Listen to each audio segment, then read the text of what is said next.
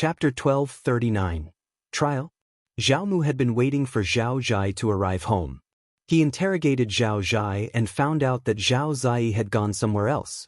He had already sent some men to look for him, but they would not be able to find him anytime soon. Zhao Mu got furious. This unfilial son. He is getting more and more unruly. Hurry up and find him.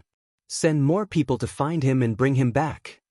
Zhao Mu, who had been feeling a bit guilty about pushing his elder son to take the blame, suddenly felt less guilty. He felt that it was totally reasonable. That son of his was not motivated at all. What had he done to the family? Apart from this, what else could he do? At the governmental office, not long after Uncle Qin was taken back, the officer put up the notice, ready to be promoted to the court for public interrogation. When the trial started at the governmental office, many people came to watch the show. In this case, the plaintiffs and the defendants had to be present. So they sent someone to deliver the paper to Zhao Yi at the Zhao mansion. Zhao Yi was very confident that his family would win the lawsuit, but he did not want to go to the governmental office to confront Uncle Qin personally. It was not a good place for innocent people to visit the governmental hall. Zhao Yi asked his manager to make a trip there. But the constable was very polite, and he was also very unyielding. He did not make an exception at all. They insisted that it was the officer's order.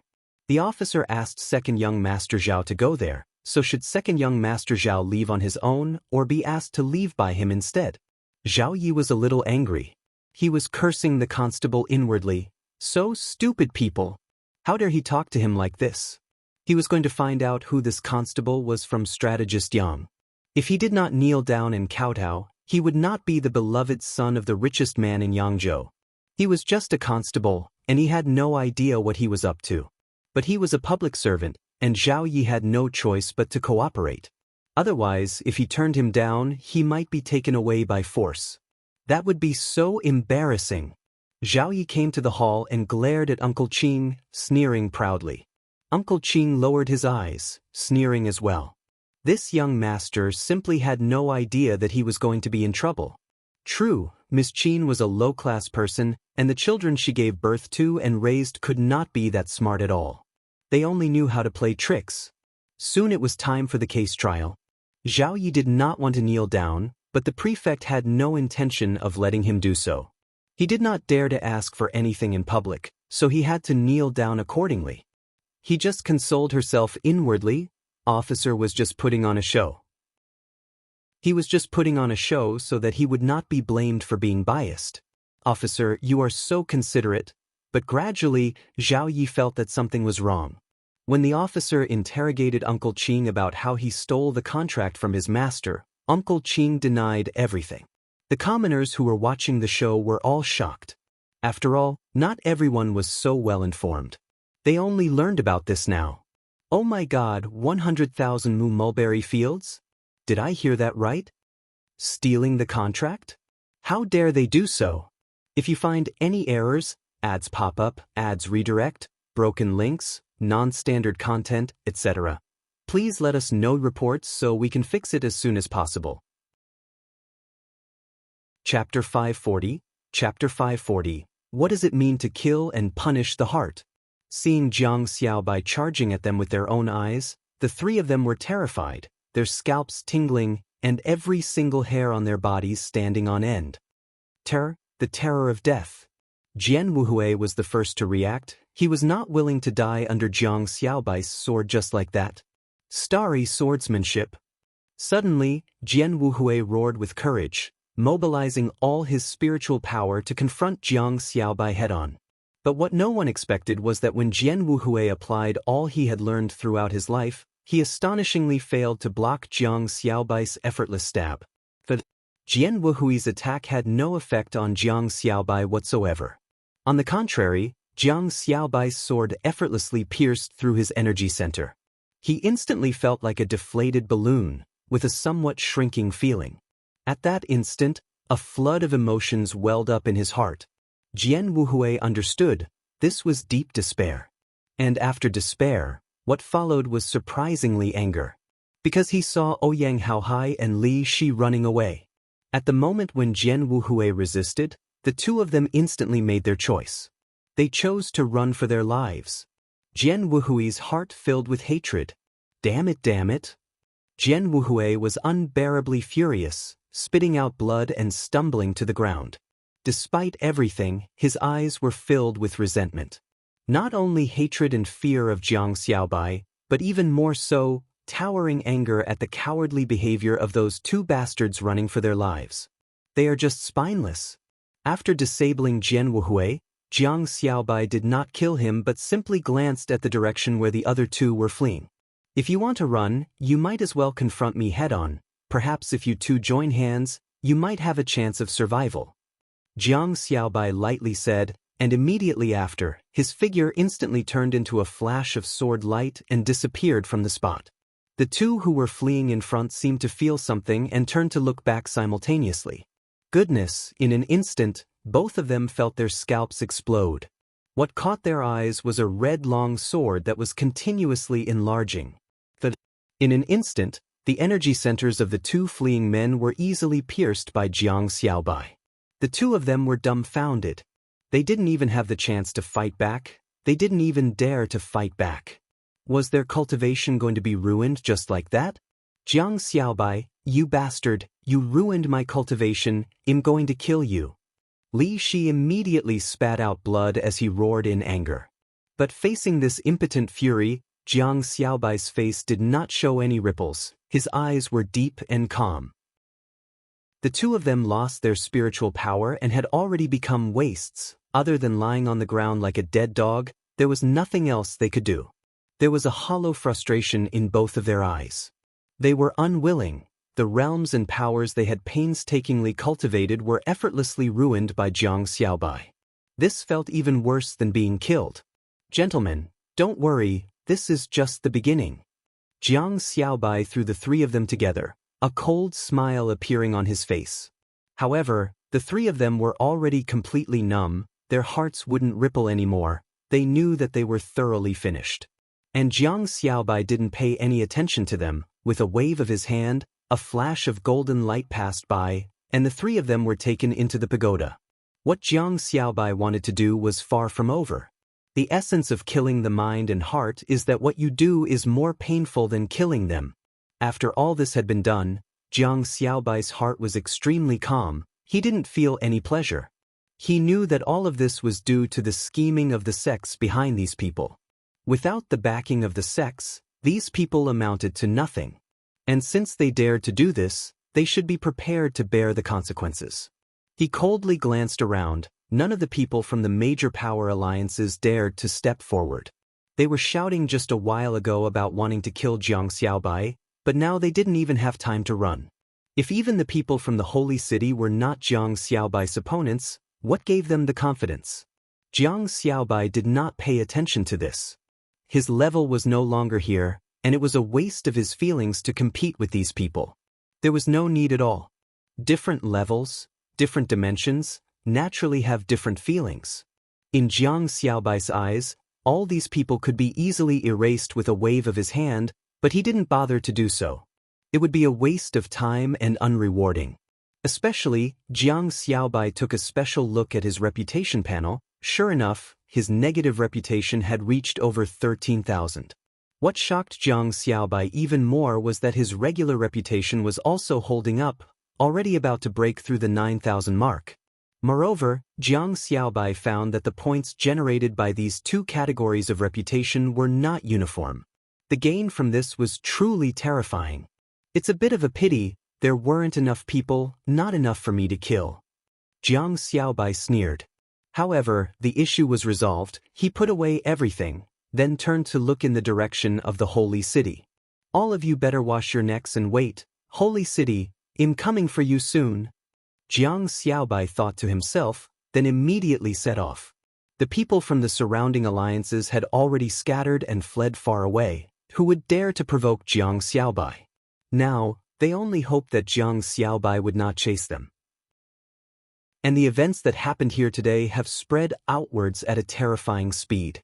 By the time Jiang Xiaobai arrived at the pawnshop of White Crane in Cliff City, almost all the people in the northern state knew about it. Such speed! Everyone was shocked. Why was Jiang Xiaobai so strong? He was only at the late stage of dividing the gods. And the spread of the news also represented that Jiang Xiaobai had swept another wave of reputation. His gains were great, but Jiang Xiaobai did not feel any pleasure. When he met Ao Yen and others, he found that they were looking at him with fearful eyes. Ao Yen even rushed up to hold Jiang Xiaobai's hand. "What's wrong with you? Are you injured?" As she spoke, Ao Yan's eyes became red. "You don't know how worried I was about you. Why did you have to show off alone?" Hearing Ao Yan's worries, Jiang Xiaobai's heart finally calmed down a bit, and he also chuckled bitterly at the same time. He gently reached out and stroked Ao Yan's face. "Don't worry, I'm fine." Jiang Xiaobai laughed lightly, seeming to be relaxed. Perhaps only in front of Ao Yen and others could he feel much more relaxed. Next, he released Husing from the pagoda, and Husing, having taken some medicine, was more or less back to normal. The moment he came out, his eyes were red, and he clenched his teeth tightly, gripping his fists as he looked at Jiang Xiaobai. Fortunately, he didn't see any injuries on Jiang Xiaobai, and it was only then that he heaved a sigh of relief. At this moment, White Crane appeared on the side. He first looked at Jiang Xiaobai, seeming to feel something, his eyebrows furrowed. And when he saw Husing, his eyebrows were even more tightly furrowed. "If you find any errors, ads pop up, ads redirect, broken links, non-standard content, etc., please let us know reports so we can fix it as soon as possible." Chapter 1241. Zheng Family. Uncle Qin was well prepared. He was telling the truth. He accurately hit the core point of gossips, and everyone was listening with interest. They subconsciously believed at least 80% of what was said. Madame Zheng, the first wife of the family, passed away when she was very young, and the young master had to stay at home for 3 years to pay the respect. That sounded so reasonable and pitiful. And Ms.Qin, who only knew how to cry, made the man lose his mind and abandoned his wife and son. She was so low class. Zhao Yi had his back straight, showing that he was honest. He looked calm on the surface, but in fact he was about to explode. He had no idea what the officer was waiting for at this moment. He had already hinted so clearly that the officer could get Zheng Qing to be taken away for torture and punishment. Why had he not done anything yet? And he was even praising himself inwardly for being smart. If this dragged on, they would not be able to get any result. Uncle Qing glanced at him. "Officer, I am still saying the same thing. Young master gave the contract to me and asked me to sell it. Young master said that if the mulberry garden is in his hands, he won't have any income of 1 liang, so he might as well sell it and see the money. He doesn't want to go back to Hangzhou, so he asked me to do it for him.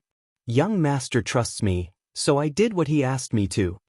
Otherwise, I would not have been able to get 100,000 mu of mulberry garden if it was not given to me by the young master. I am telling the truth. I swear that I will never lie to you in public." The officer frowned and snapped. "Ridiculous. You think I don't know the economy? 100,000 mu of mulberry field, pick mulberry to raise silkworms, and silkworms to spin cocoons and spit silk. Silk is not cheap. Even after all costs are excluded, 100,000 mulberry garden should have a profit of 700,000 or 800,000 liang, but you said you obtained none?" Uncle Qing sneered. "You are right, officer, but there is one reason," Zhao Yi suddenly shouted. "Officer, this servant is trying to say that he is up to no good. Please, don't listen to his nonsense." Uncle Qing sneered. "You don't dare to let me tell? Young Master Zhao, are you feeling guilty?" Zhao Yi gritted his teeth. "You are so cunning. You are just making up stories. Why should I listen to your nonsense?" Uncle Qing said, "Whether it is nonsense or not, I am going to speak out loud. If you are not feeling guilty, you don't have to interrupt me. Officer, please allow me to explain." "Officer." The officer glanced at Zhao Yi and said to Uncle Qing, "Please proceed." Zhao Yi opened his mouth and closed it unwillingly.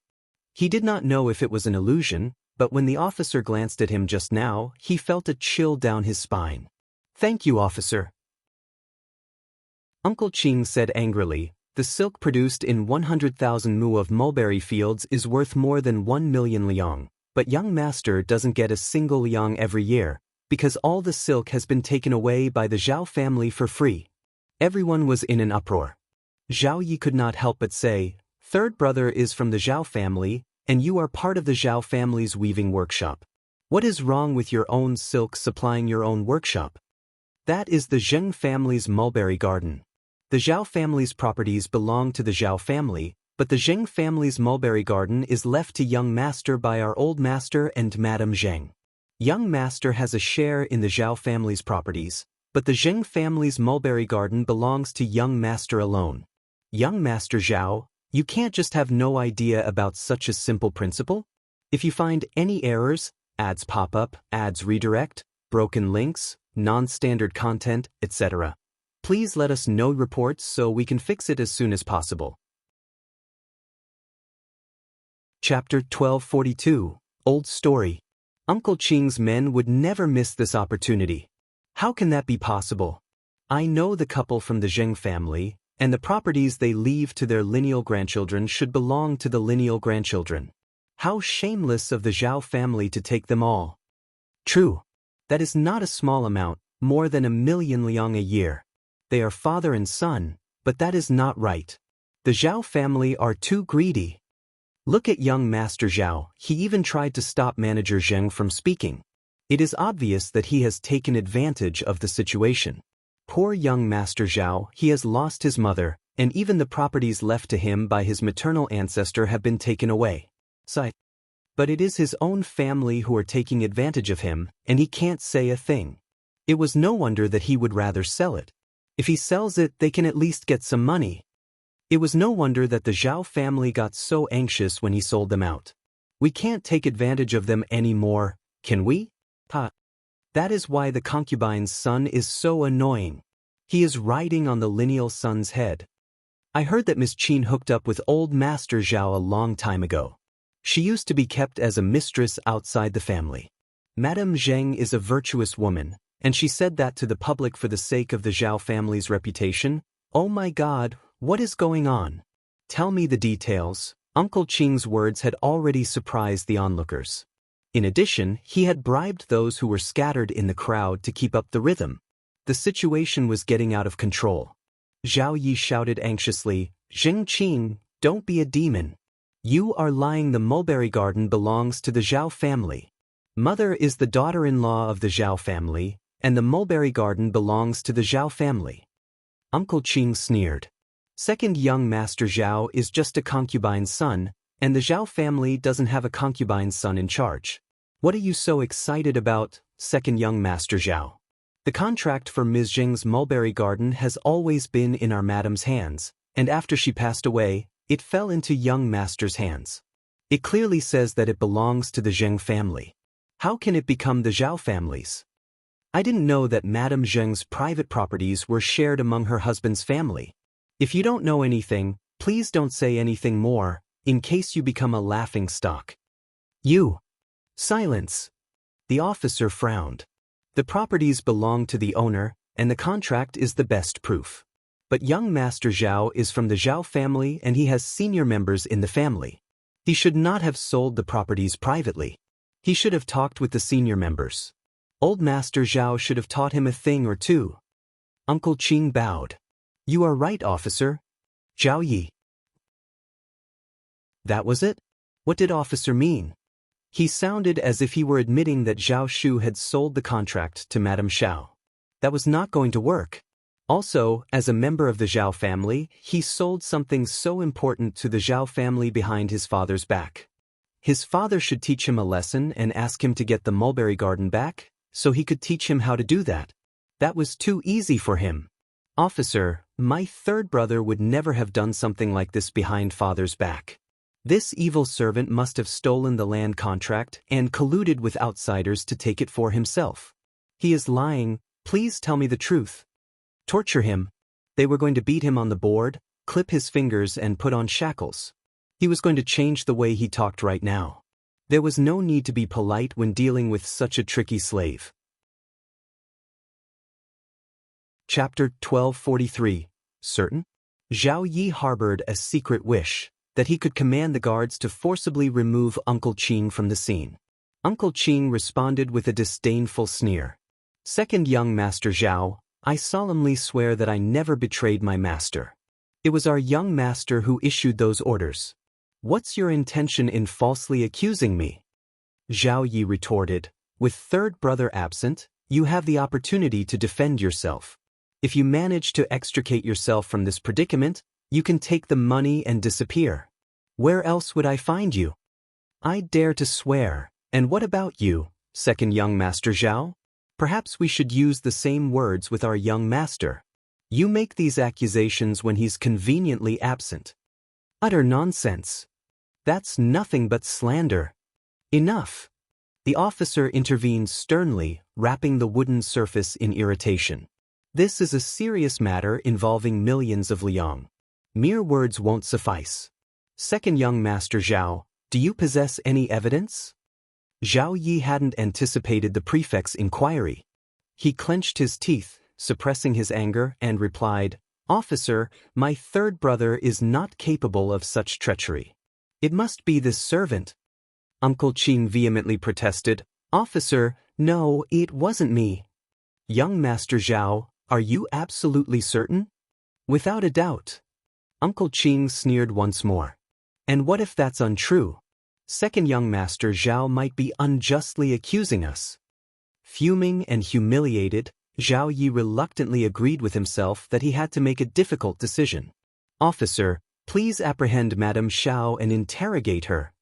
Zhao Yi muttered to himself about the officer's apparent lack of astuteness, questioning why they were focusing solely on one individual. Hadn't the Xiao family played a part as well?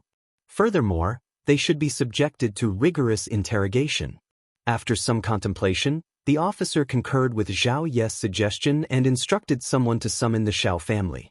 Sun Qian was among those brought forward. Zhao Yi couldn't conceal his relief. The officer had successfully brought the Xiao family to the scene, and although Madame Xiao was absent, her presence was effectively represented. It appeared that the officer still harbored some bias in favor of her, presumably due to the Zhao family's influence in Hangzhou.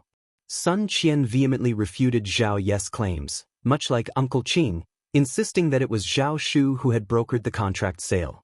Zhao Yi somehow had the confidence to deny what they said. He did not believe a word they said.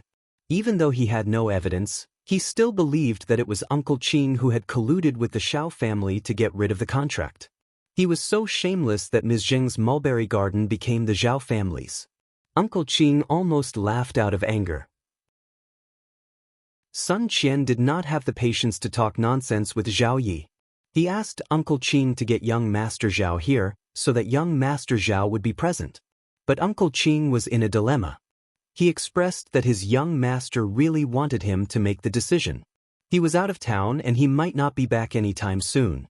Zhao Yi cheered inwardly. That was even more true. He even suspected that he had hit the right spot of what he did. Maybe it was Uncle Qin who did it. Zhao Yi, who had gained a lot of confidence, started to speak more straightforwardly. He was driven away by Uncle Qin and Sun Qian, who said that if he made a mistake, he was willing to kowtow to them and apologize to them in public. Sun Qian said immediately, I want kowtow. If you are mistaken, give me 100,000 liang, do you dare? Under such a circumstance, Zhao Yi really wanted to say so. He agreed without hesitation. Then he cupped his hands and said, Please, officer. Use the punishment. Torture this old servant. Chapter 1244. Insatiable. They would divulge the information under duress. As long as they could extract a confession through torture, they would have no further reason to withhold information. However, both he and the officer failed to comprehend his intentions. The officer remained baffled by his statement. Recognizing that time was running short, they took the plaintiff and defendant into custody for interrogation the following day.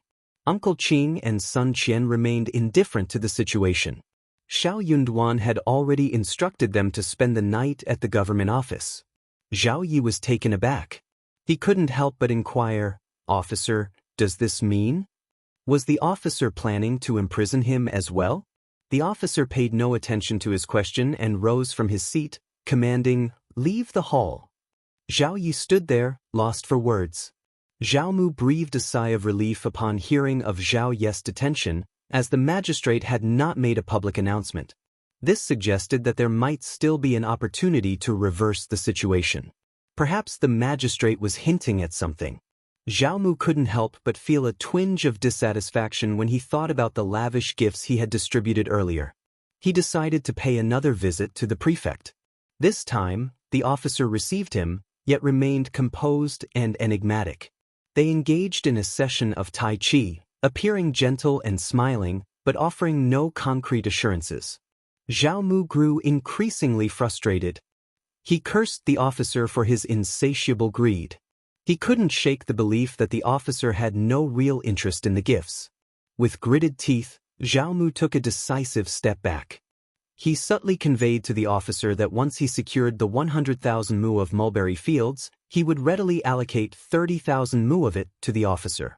No favors would be required. Annually, he would directly transfer the 30,000 mu of mulberry fields to the officer. Zhao Mu was sparing no effort to appropriate his son's assets.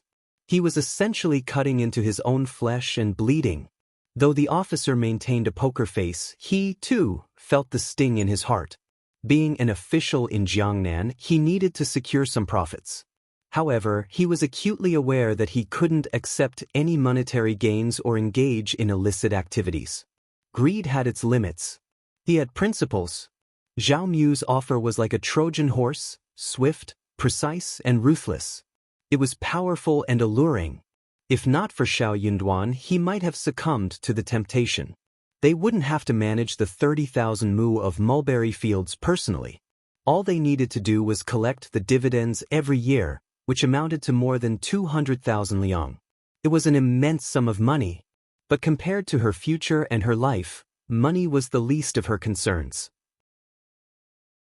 The officer feigned ignorance of Zhao Mu's proposal. Fearing he might yield to the temptation, he dismissed him with a few curt words. Zhao Mu was left bewildered. Did the officer not grasp the offer, or was he dissatisfied? If he was dissatisfied, that would be unreasonable. What more could he want with such a generous portion? Returning to the mansion, they suddenly realized they had forgotten about their son.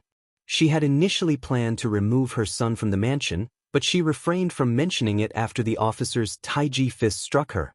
It didn't seem quite appropriate to pay them another visit, so Zhao Mu furrowed his brows and abandoned the idea. However, Ms.Qin's maternal concern for her son weighed heavily on her heart. She wept openly before him, fearing that her son would endure hardship while in government custody. Her son had never faced adversity in his upbringing and was ill-equipped to handle it. This officer's behavior was quite disheartening. He regularly benefited from their family, yet he appeared remarkably callous now. Chapter 1245. Biased? All the benefits they had promised ended up going to waste. Zhao Mu had held high hopes for his second son, but upon hearing Ms.Qin's distressing cry, he couldn't help but become concerned. Both Zhao Mu and Ms.Qin had the same notion. If one of them had to stay overnight at the government office, it would be the eldest son who took on that duty, while the second son could attend court the following day. Zhao Mu couldn't help but direct some blame towards Ms.Qin. He hadn't been present at the mansion the day before, so he wasn't aware of the situation. Why had Ms.Qin allowed her son to undertake the task? She could have easily assigned it to her eldest son. Ms.Qin, too, felt irritated by the turn of events. They had both forgotten that they had initially believed the problem wouldn't be easily resolved. They hadn't anticipated that it would escalate to this point. Furthermore, as soon as Zhao Yi received the news, he rushed to the government office, determined to make some contributions. Zhao Zhai couldn't contain his anger when he heard the story. Why was he the only one to foresee such trouble? He never expected to be mistreated in this manner. Despite all being sons of concubines, they were no nobler than one another. However, no matter how vehemently Zhao Zhai protested, it had no effect on his parents. Zhao Mu was in charge, and his word was final. Beyond receiving a scolding, Zhao Zhai's resistance couldn't alter the situation. It was clear to him that his father had little regard for his unfortunate status as a lineal son. Loyalty seemed to be a one-way street. Being the lineal son, he had his mother to strategize for him, and his grandparents had left him with a substantial inheritance of properties and faithful servants. In contrast, he had nothing. They couldn't even manage a small fraction of the family's assets. With no other options, Zhao Zhai found himself at the governmental office, accompanied by the housekeeper, replacing Zhao Yi. For the governmental office, as long as both the plaintiff and the defendant were present, it didn't matter which of them was in custody. If the Zhao family intended to change the plaintiff, they would have to save face for the Zhao family. Zhao Zhai couldn't hide his relief upon seeing Zhao Yi at the office. He exchanged a few polite words and promptly left with the housekeeper. His frustration towards his brother was so intense that he felt like tearing him apart. What kind of brother was this? In front of their parents, he had pretended to support Zhao Zhai, encouraging him to seize the benefits, only to burden him in the end. Deceptive. Cowardly. How irresponsible. Zhao Zhai wondered if his parents were blind to have been deceived by his brother and continued to defend him, despite his cruelty towards him. One day, he vowed to strip away his brother's pretentious facade and trample him underfoot. Word soon reached Xiao Yunduan and Qiao Xian about the Zhao family changing the plaintiff. Qiao Xian smiled and remarked, "It appears that the departure of young Master Zhao has fractured the family's unity. It seems they won't be true brothers anymore." Xiao Yunduan agreed, saying, "That's excellent. Let's fan the flames a bit and enjoy the spectacle." The two of them exchanged knowing smiles. The following day, the case resumed. This time, Zhao Yi was nowhere to be seen.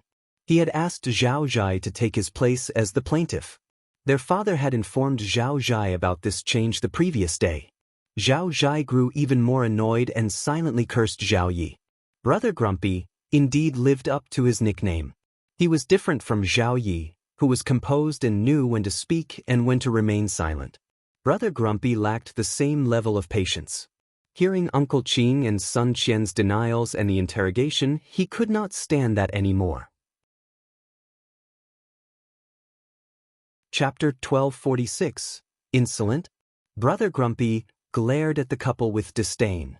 "Officer, you can deal with these unruly individuals, administer appropriate punishments, and interrogate them. There's no need for us to engage in conversation with them." Before he could finish his sentence, Uncle Qing's men erupted in protest. "What? Young Master Zhao suggesting confessions through torture? How dare the Zhao family make such an outrageous statement in public? No wonder young Master Zhao had to leave his home. Who would want to return to such a hostile environment? His life is in danger in that mansion." "I couldn't agree more." Zhao Zhai felt his anxiety rising and lashed out at the others. "Silence!" The officer snapped back. "How dare you raise your voice in court? Zhao Zhai, your arrogance knows no bounds." The officer inwardly cursed his luck. This man was nowhere near as respectable as second young Master Zhao, and he constantly complained that his parents favored his sibling. Any family would favor a son like second young Master Zhao. If it weren't for the Zhao family's influence, the officer would have wasted no time in dragging Zhao Zhai down and disciplining him. Yet, Zhao Zhai found himself growing increasingly infuriated as he considered that Zhao Yi, not he, should have been the true culprit. Irritated brother had earned his nickname for a reason. Under Uncle Qing's intimidation and Zhao Zhai's ill-chosen words, they tarnished not only their own reputations but also that of Ms.Qin. Zhao Zhai wasn't foolish. He soon realized he had been manipulated by Uncle Qing and couldn't help but hurl insults at him, accusing him of being deceitful and underhanded. This outburst, filled with rage and obscenities, only worsened matters for him and the Zhao family. All eyes turned downward, their gaze fixed on him. Was this the demeanor of old Master Zhao's eldest son? Young Master Zhao seemed to be in a pitiable state. Just then, Zhao Shu made his entrance. Zhao Zhai was left dumbfounded and sharply asked, "What brings you here?" Despite the recent family dispute involving his parents and brother, when facing Zhao Shu, Zhao Zhai felt like the outsider. Initially, the entire family had assumed that Zhao Shu would not return home, so when they saw him, it was a genuine shock. In response to Zhao Shu's words, the onlookers' expressions underwent a noticeable change. "Do you welcome her return or not?" "Of course not. Young Master Zhao, You can't let them spread unfounded rumors upon your return. Absolutely. Laughter erupted among those present. Zhao Zhai's expression darkened. He resented Zhao Shu for appearing unexpectedly and causing him to utter the wrong words. Internally, Zhao Shu couldn't help but sneer. He shot a glance at Zhao Zhai, then knelt down in front of the officer, explaining that he had rushed back because he was concerned about Uncle Qin. Upon hearing about the situation, he had promptly headed to the governmental office. With the culprit now present, the case was poised to be resolved much more easily.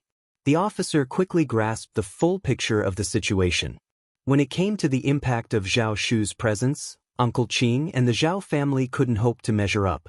Zhao Zhai, utterly shocked and disoriented by his brother's sudden appearance, exclaimed, "Have you lost your mind?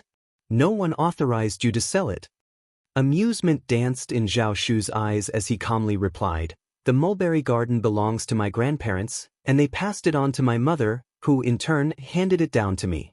All the land contracts are in my possession, and I have every right to sell it whenever I wish. Is there a problem with that?" Chapter 1247, Arrogant Son. Zhao Zhai seethed with anger, his voice dripping with frustration as he confronted his cousin. "But you're also part of the Zhao family, the young master no less. Selling the mulberry garden? How can we produce silk for ourselves?"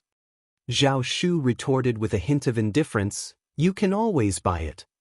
His suggestion was met with a derisive scoff from Zhao Zhai. "You, of all people." Zhao Zhai's annoyance remained unabated as he accused, "You did this deliberately."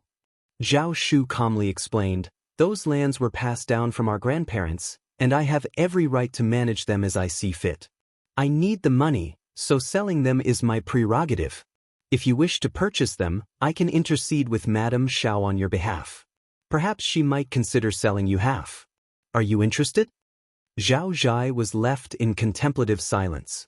Where would he acquire the funds? Finally, he sneered, "Just you wait, father will never forgive you." Uncle Qin had managed to gather a group of onlookers, and they began to disperse. "I can't tolerate this any longer. The audacity of that concubine's son. Look at how he treats the legitimate heir, young Master Zhao. They say old Master Zhao is playing favorites. That's preposterous. He has every right to sell what he pleases, doesn't he? Why should he use it to support this unrelated concubine's son? If the concubine's son treated him as a brother, it would be different, but the way he behaves, it seems that neither the brother nor the concubine are decent people." "Exactly. If I were young Master Zhao, I wouldn't stand for such humiliation. We're meant to be a family, but old Master Zhao and the concubine's son hardly deserve to be called that. This is an affront to our dignity." Zhao Zhai seethed with anger and hatred, wanting to retaliate vocally, but he feared the stern reprimands of the officials in the courtroom. So, all he could do was shoot Zhao Shu a fierce glare, silently conveying, "Your actions won't go unanswered." He had overlooked the fact that he would become the center of attention. Witnessing this, discontent among the onlookers grew. The officer concealed his inner disdain and taunted her for her perceived foolishness and ineptitude. "Is there anything else you'd like to add to this case?" It was time to bring the matter to a close. Zhao Zhai snorted and directed a pointed glare at Zhao Shu, silently vowing to bide his time and seek justice. He yearned for the day he could present his case and expose Zhao Shu's actions to the family. Although deeply discontented, Zhao Shu, being Zhao Mu's son, couldn't utter a disparaging word about his father or the Zhao family. As a servant, Uncle Qin remained silent. Sun Qian raised her voice, addressing the officer. "Officer, my master has been unjustly accused. I implore you to uphold justice. Must the wealthy and powerful manipulate intermediates like pawns, framing innocent individuals without evidence? Is this what the governmental office stands for? Disregarding the laws of the Qin dynasty and making baseless accusations will erode morality over time, leading to a decay in society's values. Such actions fail to deter wrongdoers or educate the populace. Please, render a fair verdict, officer." Zhao Zhai's eyes widened, struggling to comprehend her eloquence. He longed to refute her but lacked the education to do so, sensing that her words were far from complimentary. After careful consideration, the officer turned to Zhao Zhai and declared, Sun Qian is correct. Those who abuse their influence must face consequences. You shall pay Madame Xiao 10,000 liang as compensation and make a public apology in court. This case is now closed. Chapter 1248. Heartbroken? Zhao Zhai comprehended his meaning and panic gripped him. Officer, what else do you wish to convey? Zhao Zhai's heart raced, his fear intensifying. He opened his mouth but choked down his objection. He knew what needed to be done, but he hesitated in the officer's disfavor. Zhao Mu and Zhao Yi were unaware of the situation, resulting in the absence of both father and son. Zhao Zhai was left to bear the burden alone. He reluctantly agreed to pay 10,000 liang as compensation and offer a public apology in court. The 10,000 liang would undoubtedly be covered by the intermediaries. It wasn't his concern. However, when he had to bow before Sun Qian and apologize in the courtroom, Zhao Zhai forced himself to do it, his face turning crimson with embarrassment. He secretly cursed Zhao Yi. Thus, the misunderstanding was resolved, and the Zhao family gained notoriety in Hangzhou. Sun Qian returned to the hostel. Zhao Zhai vented his anger and humiliation on Zhao Shu and Zhao Yi. Zhao Shu was right there, and he wasn't going to let him off. As they exited the government office, Zhao Zhai couldn't hold back any longer and stopped Zhao Shu, sneering, Now that you're back, why don't you return to the mansion? Come with me.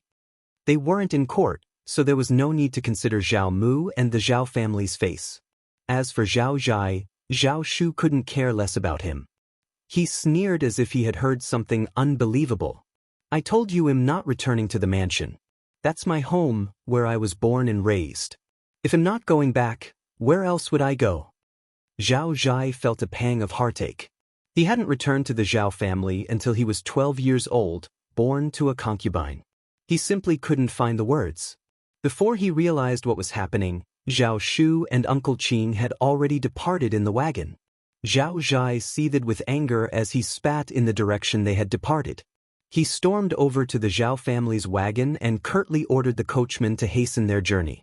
He needed to return home as quickly as possible. Once they were back at the Zhao family estate, Zhao Shu wouldn't have any leverage over them. They would all be on the same side. In truth, Zhao Mu, Zhao Yi, and Ms.Qin were already aware of Zhao Shu's court appearance.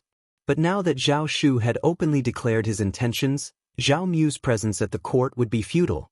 The entire Zhao family would suffer public humiliation. There was no point in pursuing it further. The entire household awaited Zhao Shu's return.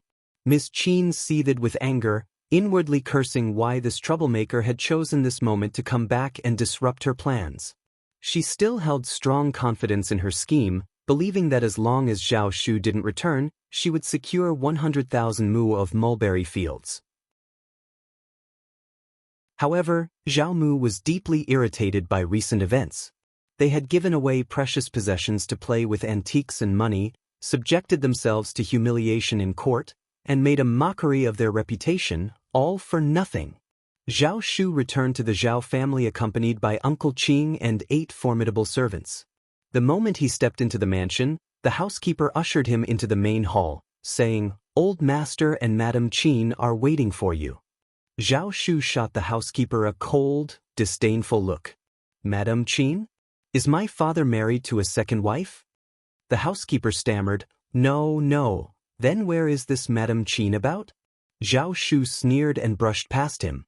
Inside the main hall, Zhao Mu and Ms.Qin occupied seats on the left and right flanks of the main chair, with Zhao Yi seated on the left side of the main chair. The maids and elderly women stood nearby, holding their breath, their expressions taut with tension. Chapter 1249. Not your seat. At a single glance, the servants' faces appeared entirely unfamiliar. Ungrateful son, how dare you return? The instant Zhao Mu laid eyes on Zhao Shu, his pent-up anger of days surged forth, causing him to slam the table and shout. Ms.Qin sighed deeply and spoke with emotion, Third young master, apologize to the old master. How can you wound the old master's heart and undermine the Zhao family's foundation? He's your father. He couldn't care less about me. He wishes me dead. Old master, please refrain from saying such things. Young master is still in his youth and prone to mistakes. If you guide him properly, he can surely change. Perhaps the people around him have influenced him negatively, but it's not entirely young master's fault. He's beyond redemption. Utterly useless. Old master, please calm down. Don't let your anger jeopardize your health. Third young master, say something kind to placate the old master. Ungrateful son. Zhao Shu remained silent. Standing there, Zhao Shu watched the scene with an odd smile on his face. Strangely, he felt no anger, disappointment, or resentment. Instead, he found it all rather absurd. He chuckled. Ms.Qin stiffened, and Zhao Yi furrowed his brow as he quietly observed Zhao Shu. He said nothing, but Zhao Mu erupted. Ungrateful son. How dare you laugh? Are you trying to infuriate me? You must be jesting. People don't just drop dead so easily. What did you say? Our household lacks rules and ethics. Outsiders would mock us, but you seem unfazed. You must be in good health, so there's no need to worry about losing your temper. Zhao Mu panted, his gaze fixed on Zhao Shu, utterly perplexed by what he was hearing. Ms.Qin shared his exasperation. Had all her efforts been in vain? Third young master, stop this nonsense. Old master is discussing something important with you. Zhao Mu snapped back to reality, realizing he was nearly led astray by this troublemaker. Ungrateful son, we can address this later. Dad, why the rush? Let's adhere to our traditions. With a sneer, Zhao Shu pushed Ms.Qin aside. That is not your seat. Caught off guard, Ms.Qin let out a cry and staggered backward. Were it not for the help of a maid, she might have stumbled. Furious, Zhao Yi hurried to Ms.Qin's side to lend his support, his gaze filled with anger as he glared at Zhao Shu. What are you implying, third brother? Zhao Shu sneered. How can a concubine assume the position of the family's mistress? What is the meaning of this? Do we have no rules in this family? Zhao Yi found himself at a loss for words. Ms.Qin stiffened as well, her face paling as she cast a pitiful look at Zhao Mu. Zhao Mu felt deeply embarrassed. Ever since Ms. Zheng's passing, he had observed that Ms.Qin's stewardship was efficient. He had been living a comfortable life, and Ms.Qin had been ingratiating herself with him. As a result, he had never considered taking a concubine. He had no clue when Ms.Qin had assumed the role of the family's mistress and taken on responsibilities only meant for her. To him, it had seemed like a minor detail, unworthy of concern. Chapter 1250. Not on the surface? Ms.Qin sobbed, tears welling up in her eyes. Third young master, Zhao Shu's voice dripped with condescension as he dismissed her. You are but a concubine, with no right to interrupt when I converse with my father. How fascinating! Ms.Qin's complexion grew even paler, and dizziness washed over her. Zhao Yi could no longer tolerate the situation and spoke up firmly. Zhao Shu, do not push us beyond our limits. Zhao Shu's expression twisted with disdain as he retorted, I am not bullying a concubine, I am merely imparting a lesson in decorum. And as for you, have you never been taught proper manners? Who granted you the privilege to address me by my name and raise your voice? You. Ms.Qin had grown arrogant over the years, considering herself the mistress of the household. Now, the humiliation she suffered from Zhao Shu, with the servants referring to her as a concubine, was too much to bear. She felt her face burn with embarrassment, almost biting her lip in frustration. Uncontrollable sobs escaped her. This had been her go-to response whenever she faced bullying throughout the years, crying weakly before the old master, who would invariably sympathize with her. It had become an unconscious habit. However, she had overlooked one crucial detail. It wasn't just between her and the old master anymore. Zhao Shu no longer regarded her with disdain. Instead, he looked down on her. Indeed, a concubine remains a concubine, unable even to maintain composure without breaking into tears on such a trifling stage. Ms.Qin's voice caught in her throat, unable to respond. You despicable! Zhao Ye's face turned pallid and he trembled. He clenched his teeth, choosing silence, as if he hadn't heard a word. He harbored the belief that his father would never let this go unpunished. Zhao Mu, too, felt humiliated but had to begrudgingly admit that Zhao Shu's words held some truth. A concubine remained a concubine, skilled in servitude, flattery, and bringing joy, yet certain distinctions remained unattainable on her part. Enough! Zhao Mu interrupted sharply. Cease discussing trivial matters. What is the status of the 100,000 mulberry fields? Zhao Shu appeared taken aback. Is that all you see in it, father? Consider this. Have you noticed any reputable young women from respectable families associating with us in recent years? Zhao Mu was caught off guard. Ms.Qin's expression shifted, her annoyance bubbling over as she couldn't hold back any longer. Young master, must you subject us to such humiliation? Zhao Shu responded sternly, you aren't deserving of it. Father, inquire around and you'll find that, aside from those who ingratiate themselves with you, all of whom hail from inferior backgrounds, no proper young lady of a respectable family would entertain the notion of courting a concubine. Their audacity knows no bounds. Ms.Qin felt like her heart had been pierced, a searing wound of humiliation. Zhao Ye's hands trembled with anxiety. Zhao Mu furrowed his brow, comprehending the situation. He had been neglectful. He needed to consider taking a proper wife. Without a rightful matriarch, the family lacked propriety. A sense of embarrassment crept over him. He, the wealthiest man in Hangzhou, didn't even possess a legitimate wife. It was an absurdity. These thoughts led him to inwardly blame Ms.Qin. If it weren't for her small gains, he might have given this more thought. It was his oversight. Observing his expression, Ms.Qin's heart chilled with apprehension and anger. She knew full well that the old master wouldn't promote her to the position of legitimate wife. The Zhao family in Yangzhou held a distinguished reputation, and making a concubine the mistress was unthinkable. Chapter 1251. Himself. But awareness was one thing, and whether they could emotionally accept it was another matter.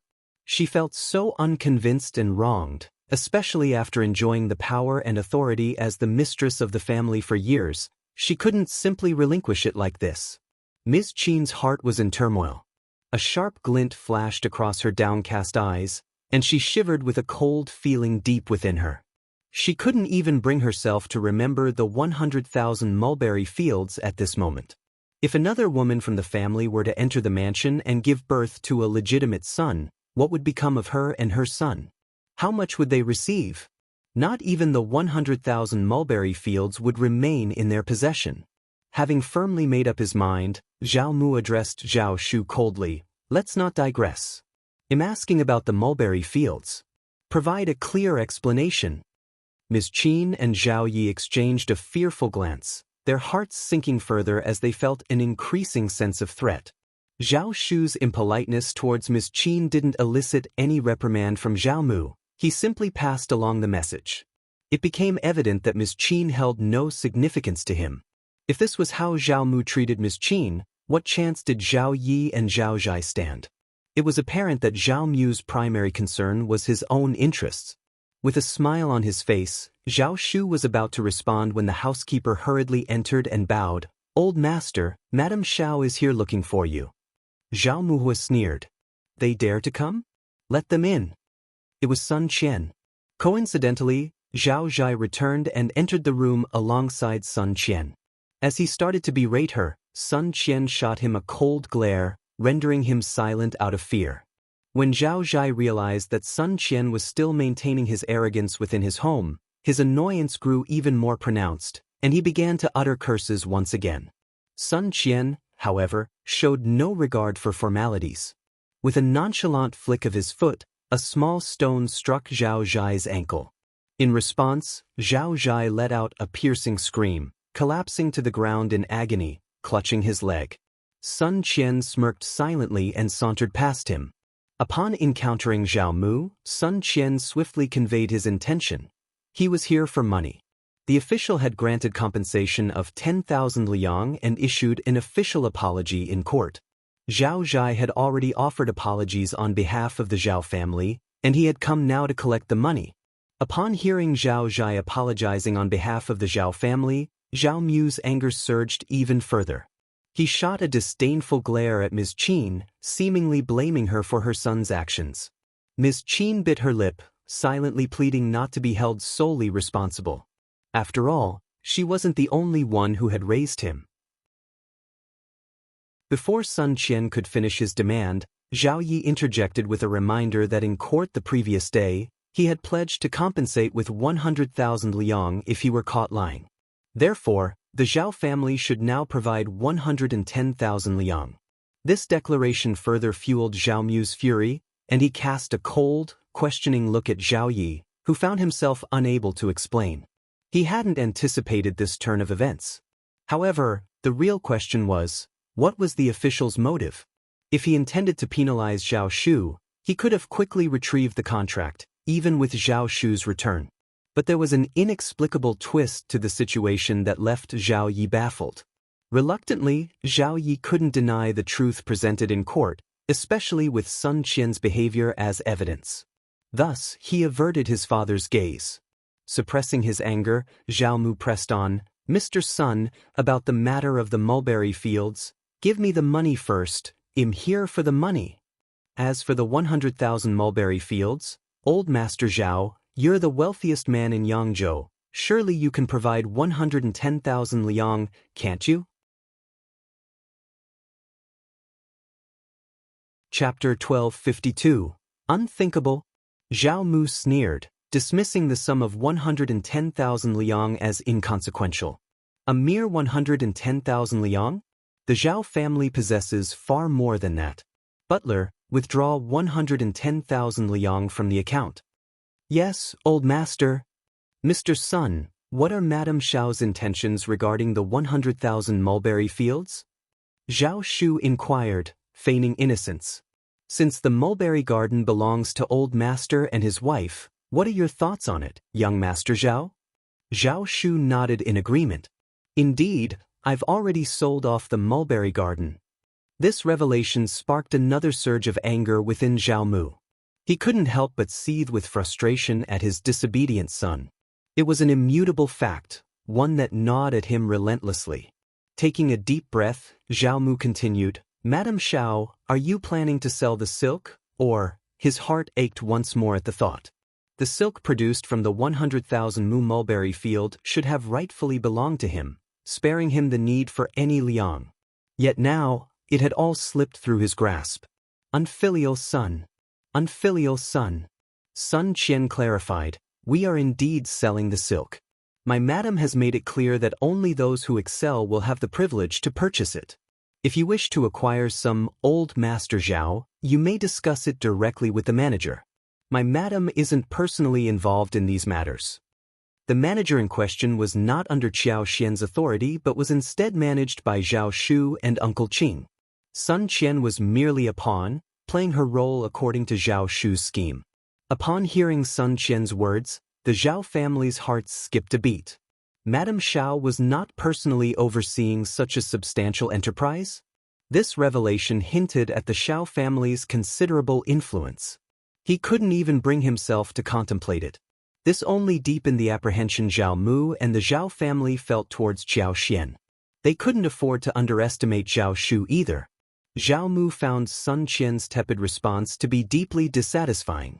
The silk issue gnawed at him, stoking his irritation. However, Sun Qian remained indifferent to Zhao Mu's feelings. Once the money was in his possession, he took his leave. Before departing, Sun Qian patted Zhao Shu on the shoulder and mustered a forced smile. "Old master suggests that young Master Zhao pays him a visit when you have the time. We could have a chat." The expressions on Zhao Mu and Zhao Ye's faces shifted slightly. Meanwhile, Ms.Qin ground her teeth in silent frustration, cursing inwardly. This woman had clearly aligned herself with an influential family, explaining her audacity. Zhao Shu graciously nodded, maintaining his smile. "Your kindness is greatly appreciated, old Master Xiao. I'll be sure to pay you a visit in the near future. Sun Qian acknowledged the response with a nod before making his exit. With Sun Qian's departure, the pretentious atmosphere surrounding Zhao Mu dissipated. He turned to glare at Zhao Shu, still finding him irksome, though he couldn't vent his anger. Moreover, what would be the point of eliminating him? The 100,000 mu of mulberry fields would never be returned. Zhao Mu had initially harbored thoughts of wresting back control of the mulberry fields from Madame Xiao before Sun Qian's arrival. However, following the encounter, he dared not even entertain such notions. He couldn't afford to provoke the homeowner, given the formidable obstinacy of their servant. Zhao Mu understood all too well that he could ill afford to offend Madame Xiao and her husband. The knowledge that he was Yangzhou's wealthiest individual and the loss of respect from the local authorities was evidence enough of this shift. In the end, the Zhao family found themselves at a loss regarding the mulberry fields, a laughingstock without any recourse. Chapter 1253. Identity? What he needed to contemplate was the significance of silk.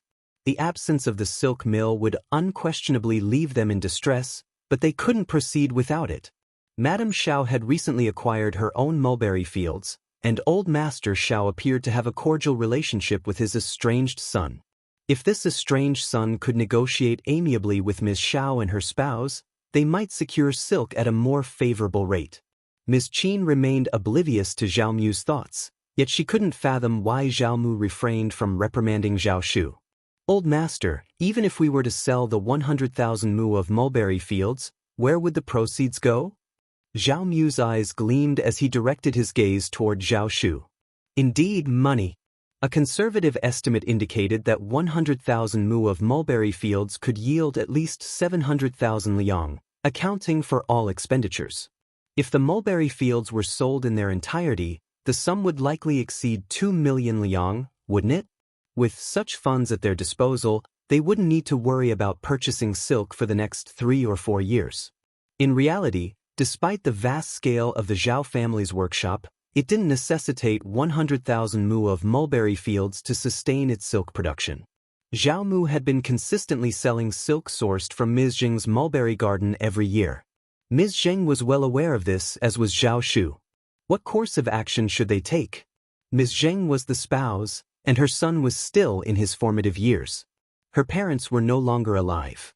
Historically, her parents had no male heirs, and the Zheng family had made repeated attempts to adopt them.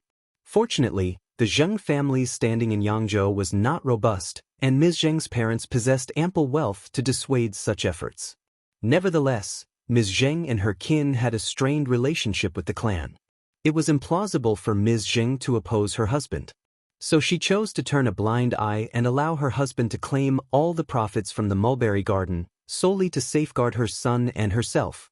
As long as the deed remained in his possession, there was still a long road ahead. However, now that Zhao Shu had sold the mulberry garden, Zhao Mu stood to lose all the benefits. Third brother, where is the money from the sale of the mulberry garden? Upon hearing the term unfilial son used to address him, Zhao Shu found it absurd.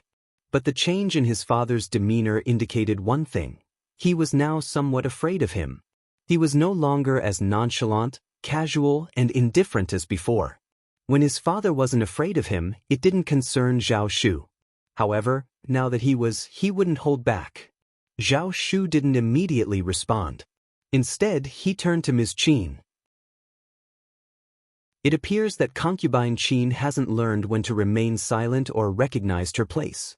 She dares to inquire about matters that don't concern her. Does Ms. Zheng's mulberry garden have any relevance to you? Is the money yours? You are not entitled to the proceeds from Ms. Zheng's mulberry garden. How audacious! Zhao Yi became visibly agitated, his face turning red. Don't go too far. It has consistently been concubine Qin and you who have gone too far. Zhao Shu retorted coldly. Are you attempting to threaten or caution me? You lack the qualifications to do so. It appears both of you have forgotten your true positions.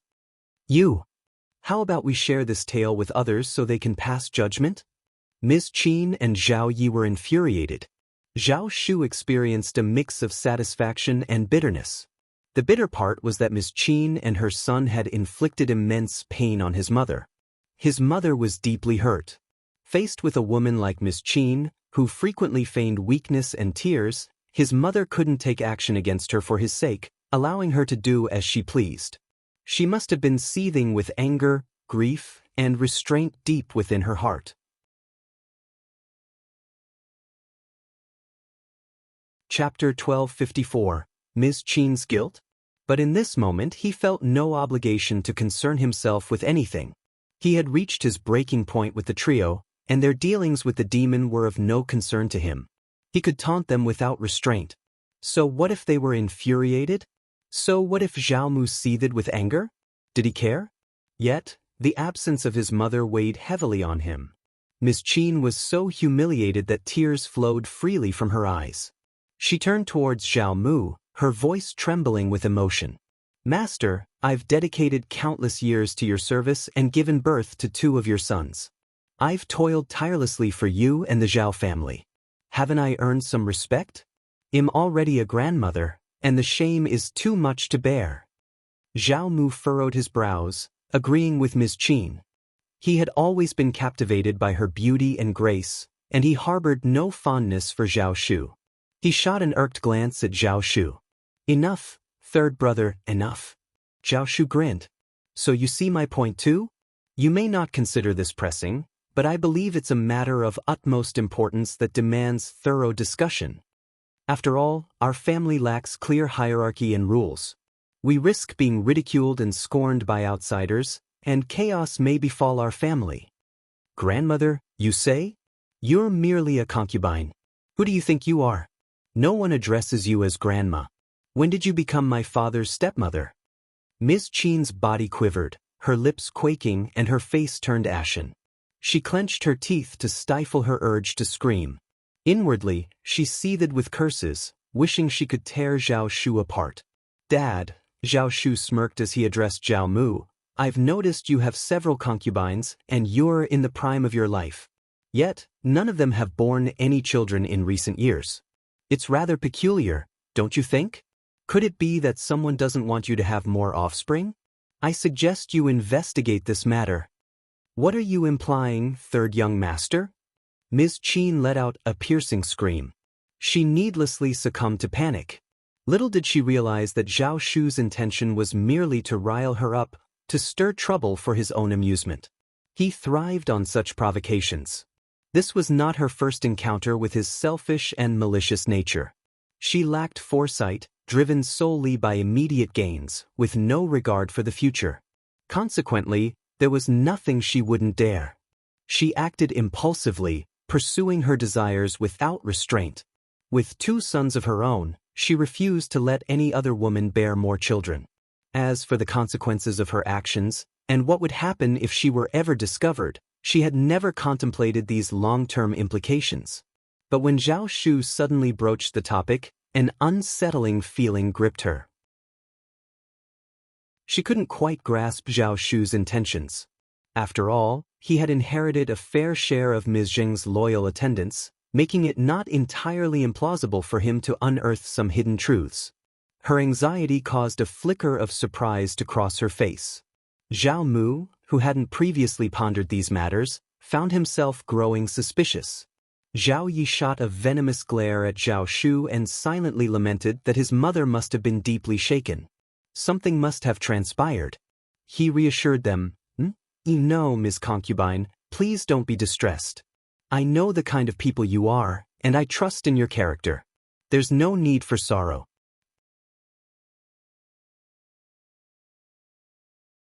Chapter 1255. Get Out? Ms.Qin's reaction was swift. She instinctively shielded her face and began sobbing, her emotions appearing more like anger and sorrow than panic. Zhao Shu, on the other hand, responded with a contemptuous sneer, oozing sarcasm. He had no intention of engaging in an argument with them. If his father became suspicious, mere excuses wouldn't suffice to divert his attention. It was nothing short of a fantasy. Zhao Yi, with a cynical tone, interjected, "Third brother, don't attempt to change the subject. Surely, You haven't squandered all the money? Zhao Mu turned his gaze towards Zhao Shu, fully expecting a response. Zhao Shu remained composed, determined to address this issue head-on. Zhao Ye's unexpected visit held deeper implications, and he wasn't about to let it slide. It's inconsequential how much money I possess, and it certainly doesn't concern you. Even if I did spend it all, that's my prerogative. What does it matter to you? If you're envious, why not scrounge up a couple of million yuan for yourself? Oh, wait, you can't, can you? Because you're penniless. Zhao Yi bit his lip, struggling to contain his anger. He reminded himself that his father would surely reprimand his third brother. Growing impatient, Zhao Mu prioritized his silk and weaving enterprises, brushing aside other matters. It was evident that his third son had lost his composure today. As long as Ms.Qin and her son were present, he intended to deliver a message to them. With a stern tone, Zhao Mu addressed Ms.Qin and Zhao Yi. You may leave now. Ms.Qin trembled, and Zhao Yi was taken aback by his father's abrupt decision. The mother and son experienced a blend of humiliation and anger while also harboring an underlying sense of fear. The notion of not allowing them to eavesdrop left them perplexed. Could it be that the old master intended to bestow a significant role upon Zhao Shu? However, Zhao Shu didn't dwell on such thoughts. He remained indifferent to Zhao Mu's plans. What mattered most to him was the satisfaction of seeing Zhao Mu dismiss the mother and son. Concubine Qin, are you hard of hearing? I explicitly instructed you to leave. Zhao Mu remained silent, torn between his son's abrupt command and the presence of Ms.Qin and Zhao Yi, who stood bewildered. Zhao Yi snorted dismissively in an attempt to defend himself. Dad wants to have a private conversation with you, showing you respect, Mom. Let's go. Zhao Shu retorted bluntly, just leave already. With clenched teeth, Zhao Yi held back further comments and departed with Ms.Qin, his face dark with frustration. However, both mother and son appeared disoriented by the sudden turn of events. Zhao Mu had initially requested everyone's departure, but Zhao Shu insisted on retaining Uncle Qing's presence. Zhao Mu had no intention of engaging in a protracted argument. He simply needed funds, and that's what he asked of Zhao Shu. Smiling faintly, Zhao Shu explained, a total of 1.8 million liang. I collaborated with someone to trade horses, sheep, and hides in the northern regions. I contributed the initial capital, while another party invested 1 million liang. The remaining 800,000 liang was used for expenses. Zhao Mu, growing increasingly irritated by his son's demeanor, narrowed his eyes and maintained a stoic expression, unsure whether to believe his account. Undeterred by the bleak circumstances, Zhao Shu chuckled. Dad, you trust me, right? Well, if you don't, there's not much I can do. The fact remains that we're left with no money. Zhao Mu's breath quickened, and he sneered in response. Regardless, I'm certain you're telling the truth. Zhao Shu, don't think I can't deal with you. Never forget that you're still a part of the Zhao family. If you continue to act so selfishly and callously, I won't spare a single penny of our assets for you. Chapter 1256. Not good enough. Think twice before you speak, Zhao Mu warned. Zhao Mu harbored a few tricks up his sleeve, and he wasted no time getting to the point. If Zhao Shu refused to relinquish the family properties, Zhao Mu would employ tactics to make him step back, ultimately ensuring all the money ended up in Zhao Mu's hands. However, Ms. Zheng had lost faith in Zhang Mu and continuously urged Zhao Shu to abandon the Zhao family and their assets. She envisioned a prosperous future for herself and her son once they broke free from the tainted legacy of the Zhao family. Zhao Shu heeded his mother's advice and distanced himself from Zhao Mu and the Zhao family. He no longer considered himself a part of their lineage and couldn't care less about their wealth. He wouldn't be ensnared in Zhao Mu's trap. With a smile, Zhao Shu replied, Very well, I have no interest in the Zhao family's money. I don't need it. By the way, should I leave your mansion? If not, I can find a place at a hostel. Zhao Mu questioned him with urgency. Are you absolutely sure about this? The Zhao family's assets are worth over 10 million yuan. You're truly willing to relinquish them? I couldn't care less if it's not mine. Zhao Mu offered one last chance. "I'll give you one more opportunity." "No need. I've made myself perfectly clear. I don't want what's yours, and you don't need to worry about what's mine." "Ungrateful child, leave this instant." Zhao Shu chuckled and departed, but he had no intention of going to a hostel. Not now. Instead, he returned to his own residence, accompanied by Uncle Qin and several servants. Returning to the ancestral home to fulfill his filial duties towards his mother, Zhao Shu found his yard locked and neglected for years. Ms.Qin was determined to erase all traces of the mother and son's presence, ensuring no one tended to their needs. Zhao Shu requested someone to unlock the yard, and Uncle Qin, along with a few servants, set to work cleaning the main bedroom. Standing in the yard, hands clasped behind his back, Zhao Shu gazed up at the magnolia tree he had planted with his mother. When it was first planted, the seedling had been no larger than a copper coin, fragile and slender. After several years of absence, it had thrived. Lush leaves adorned its branches, and delicate buds densely clung to them, promising imminent blossoms. In just a few days, it would be a breathtaking sight, blanketed in snowy white flowers and wispy clouds. Regrettably, his mother would never witness it again. Each time the recent tragic incident crossed his mind, it abruptly halted his thoughts. His mother's life had ended so suddenly, how could he not feel resentment? Zhao Mu seethed with anger, his chest tightening. He continued to berate his disobedient son, but it brought him no solace. Beyond his irritation at Zhao Shu's defiance, a subtle unease and melancholy gnawed at him. It seemed he was on the verge of losing his son.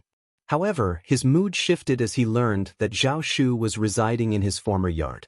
Confidence returned to him, and he sneered. He believed he would emerge victorious. After all, the Zhao family's wealth was vast, and even Zhao Shu couldn't afford to part with it. Zhao Mu saw Zhao Shu's actions as mere provocations. If his son genuinely didn't care, why linger here? There was no need to rush. They could afford to wait and observe. Zhao Mu consoled himself, convinced he was still too young and inexperienced to contend with him. The money would ultimately come to him. It was no small sum, and he was determined to secure it. Zhao Yi saw Ms.Qin back to the yard and asked all the servants to leave.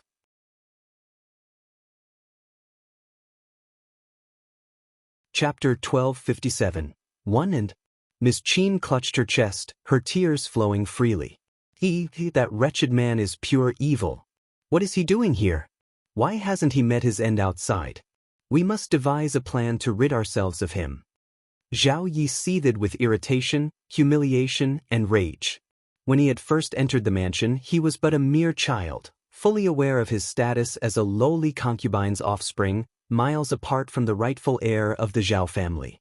The moment he set foot inside the Zhao mansion, it left him awestruck. He had never beheld such opulence, such an exquisite abode, or tasted such sumptuous fare. From that day forward, avarice began to creep into his heart. Ms. Zheng had shown mercy, refraining from tormenting the trio, which only stoked his arrogance. As he grew older, his ambition and greed swelled beneath the surface. He concealed his true nature, yet in reality he had long ceased to care about Ms. Zheng and Zhao Shu. In his eyes, mother and son were merely insignificant entities. He believed that eventually, the entire family would fall into his hands. Then, tragedy struck when Ms. Zheng met her untimely demise in an accident. Zhao Shu spent an additional 3 years at their ancestral home, cementing the trio's dominion over the mansion. No one dared to challenge him. He reveled in his untroubled existence and, in the process, forgot his humble origins as the son of a concubine. However, the arrival of the legitimate heir shattered his illusions. He couldn't bear the thought of humiliation before Ms.Qin. Yet he concealed his turmoil, for he knew that, apart from being a laughingstock, he had little else to offer. "Mother, fret not. Even if the mulberry garden is lost, father will surely recover the money owed to him. The legitimate heir can't outmatch father, can he? If father requests the funds, he'll have no choice but to yield. I truly hope he doesn't. If he doesn't, father will never forgive him, and he'll be forced to leave the mansion." A sinister gleam crossed Zhao Yi's countenance. That would be ideal. If the legitimate heir departed the Zhao family and Yangzhou altogether, he would stop at nothing to ensure their separation, reuniting him with his mother. Ms.Qin clenched her teeth. He's not a fool. He wouldn't genuinely incur your father's wrath. The Zhao family is far too prominent, and he knows how to avoid crossing your father. Mom, there's a long road ahead. If he doesn't offend father today, we'll find ways for him to do so in the future. In truth, it doesn't matter if he actually offends father. As long as father deems him unfilial, then he is. What right does he have to claim the Zhao family's assets? Ms.Qin's eyes gleamed, her sneer laden with malice. You're absolutely right. In that case, he should remain in the mansion, shouldn't he? Zhao Yi smiled in agreement. Whether he stayed or left, his fate was sealed, with no alternative outcome in sight. While I'm at it, I'm concerned that your father may take a second wife. Yi, help me find a way to prevent him from doing so. Zhao Yi found himself at a loss for words. He didn't desire a legitimate mother in the household either.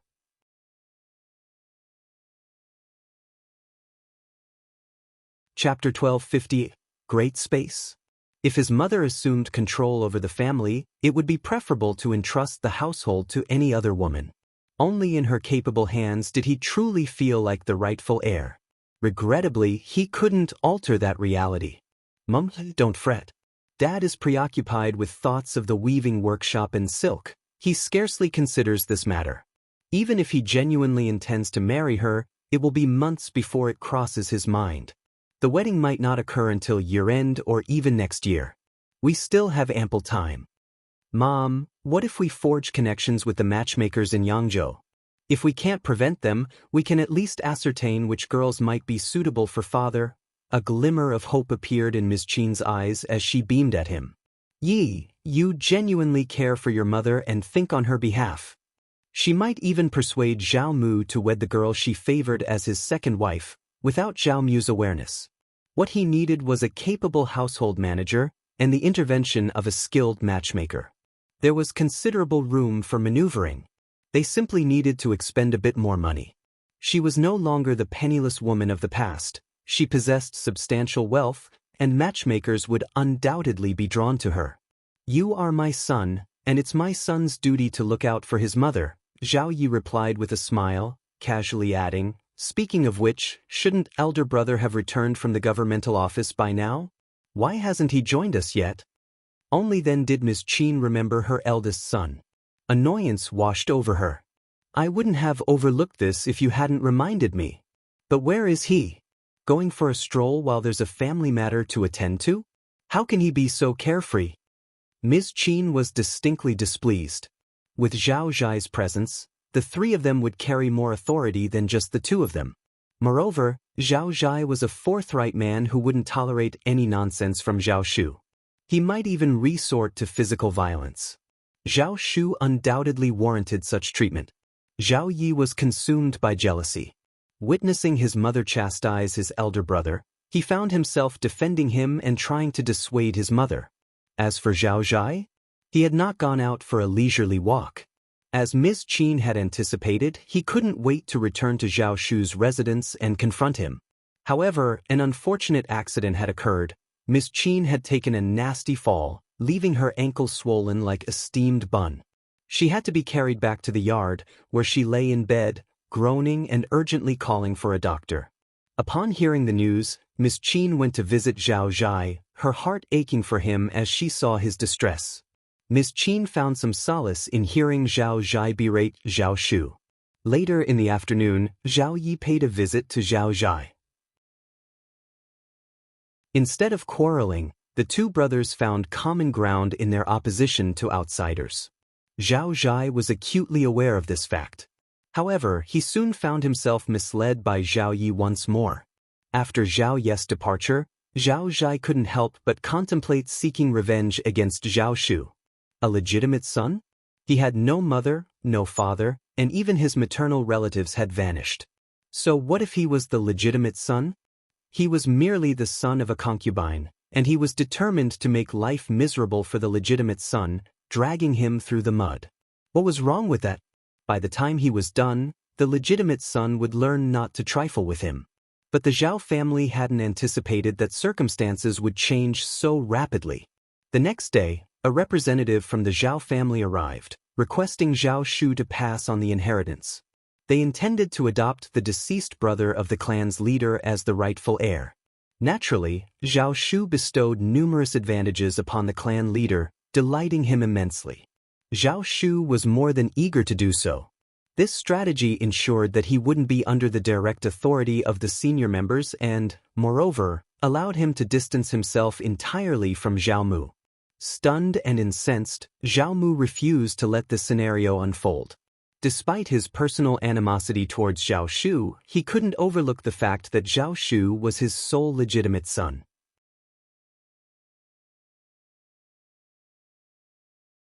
Chapter 1259.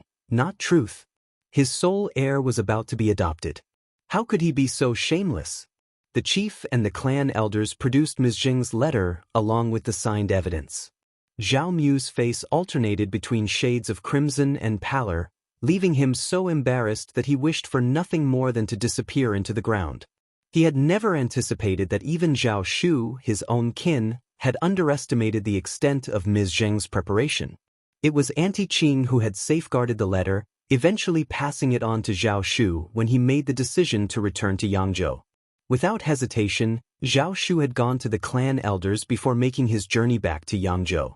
At home, he was hailed as a paragon of filial piety to his mother for 3 whole years. Furthermore, Uncle Qing and Aunt Qing stood by him throughout those 500 meters for 3 years, treating the senior clan members with the utmost respect and reverence. Their actions garnered praise from the entire family. Zhao Shu had hinted at offering substantial incentives, so why had the chief and group within the clan not come to his aid? The chief was acutely aware that if he did not assist Zhao Shu, he would expose the contents of the letter to the public, leading to Ms. Zhao's humiliation and potentially tarnishing Zhao Mu's reputation as well. The letter clearly revealed the relationship between Zhao Mu and Ms.Qin. Zhao Mu had harbored affection for Ms.Qin, and she had, at one point, broken off her engagement with her former fiancé, who had tragically passed away within 2 years. While it was an unfortunate accident, Zhao Mu certainly hadn't taken any sinister actions against Ms.Qin. However, there was a glaring loophole that could be exploited to create a scandal. Rumors spread without cost, and there was no easy way to counter them. Adding to the complexity, Zhao Mu had fathered 2 sons with his concubines after his marriage. He had even coerced his wife into covering up for him. It was implausible that Ms. Zheng had acted willingly in this matter. With Ms. Zheng now deceased, a great many people would undoubtedly sympathize with her plight. Zhao Mu feared that his reputation would be irreparably tarnished. The entire Zhao family would undoubtedly suffer the consequences as well. It was a situation Zhao Mu was desperate to avoid. With a sneer, Zhao Shu remarked, "Just sign it, old Master Zhao. You already have 2 capable sons and grandchildren. What's the point in holding on to me? You never truly cared for me, did you?" Zhao Mu retorted with a sneer of his own, "If you're no longer my son, don't even think about receiving a fraction of the Zhao family's wealth." This tired argument once again reared its head. Without hesitation, Zhao Shu simply said, "All right." At this juncture, no amount of anger could change anything for Zhao Mu. In the presence of the chief and the elders, Zhao Shu's name was formally stricken from the Zhao lineage, replaced with the designation of brother of the chief. Remarkably, Zhao Shu made no claims on the Zhao family's assets. He made it clear that he would be leaving today. Ms.Qin and Zhao Yi were overjoyed, particularly Ms.Qin, who couldn't conceal her elation. She was poised to take charge of her own family's destiny, a prospect that brought her immense happiness.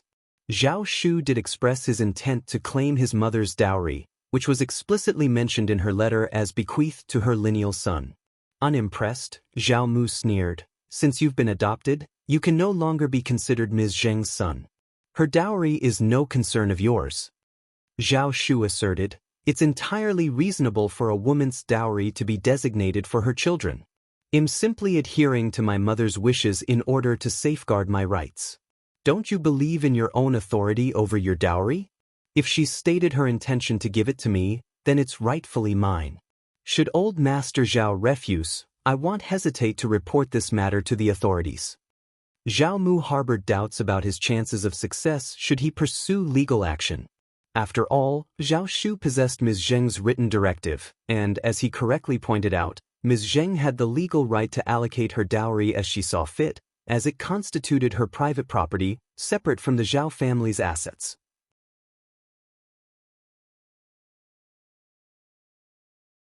Chapter 1260, Half. Even though Zhao Shu was not legally recognized as her son, she still had the authority to bestow her dowries upon him if she wished. Ultimately, after some negotiation, Zhao Shu reluctantly consented to claim only half of his mother's dowry. However, he intended to do so today, with the chief as a witness, to prevent any potential denial or interference from old Master Zhao. Zhao Mu's expression darkened, and he refrained from further comment, determined to maintain his composure in the presence of the family's elders and leaders. Ms. Zheng's dowry was exceptionally generous, and even if this ungrateful son took only half of it, she would still be left with a substantial sum. Ms.Qin's heart ached. She sided with old master's perspective. Zhao Shu was an adopted member of the family, and the dowry rightfully belonged to the Zhao family as a whole. She wanted to voice her opinion, but Zhao Shu's derogatory term, concubine, silenced her, reminding her of her subordinate position. To speak up would only invite further humiliation from Zhao Shu. Unexpectedly, when they began to inventory Ms. Zheng's dowry in her chambers and storage area, they discovered it had vanished. It wasn't a complete disappearance. According to the dowry ledger, all the valuable items had vanished. What remained were less valuable items such as silk and satin, vases, and large pieces of furniture. The precious items, including gold, silver, jewelry, exquisite jade artifacts, a valuable fur coat, yellow rosewood furniture, 16 or 12 double-sided embroidered screens, and renowned calligraphy and paintings from a bygone dynasty, had all mysteriously disappeared. There was scarcely anything left. What's happening here? How did this happen? Zhao Shu's expression shifted from shock to anger. Zhao Mu was equally bewildered, his face contorted in disbelief. The chief and the others present shared the same astonishment. Old Master Zhao, can you provide an explanation for this? Zhao Shu's outward fury concealed his inner amusement. His mother had indeed been astute. Bit by bit, the dowry items had been discreetly moved out of the Zhao mansion. It appeared that Zhao Mu had been completely oblivious to these developments. Ms.Qin, too, seemed clueless about the situation. Infuriated, Zhao Mu exclaimed, "I have no idea what's going on. I didn't do this." Zhao Shu sneered sarcastically, "So we're not at the Zhao mansion right now, and you claim ignorance? Who has overseen the inner residence all these years?" Instinctively, Zhao Mu turned to Ms.Qin, prompting the chief and the others to follow suit, their expressions laced with suspicion and disdain. How could she have the audacity to pilfer the dowry of the family's matriarch? In their eyes, it was an act unbefitting someone of her limited worldly experience. Ms.Qin never anticipated being accused of such a crime and was visibly taken aback. "I don't know. I didn't do it. I didn't take anything." With a mocking tone, Zhao Shu retorted, "Is that so? Did my mother's dowry simply vanish into thin air? How could I possibly know?" Ms.Qin's anger flared as she replied, "The door has always been locked, and no one has ever opened it. How could I have any knowledge of what transpired?" Zhao Shu smirked, provoking her further, "Interesting. So because the door was always locked, no one could have entered? Is that your claim?" Frustration surged within Ms.Qin as she exclaimed, "I don't know, but I swear I had nothing to do with it." Panic gripped her as she struggled to make her innocence clear, despite being completely baffled by the unfolding situation.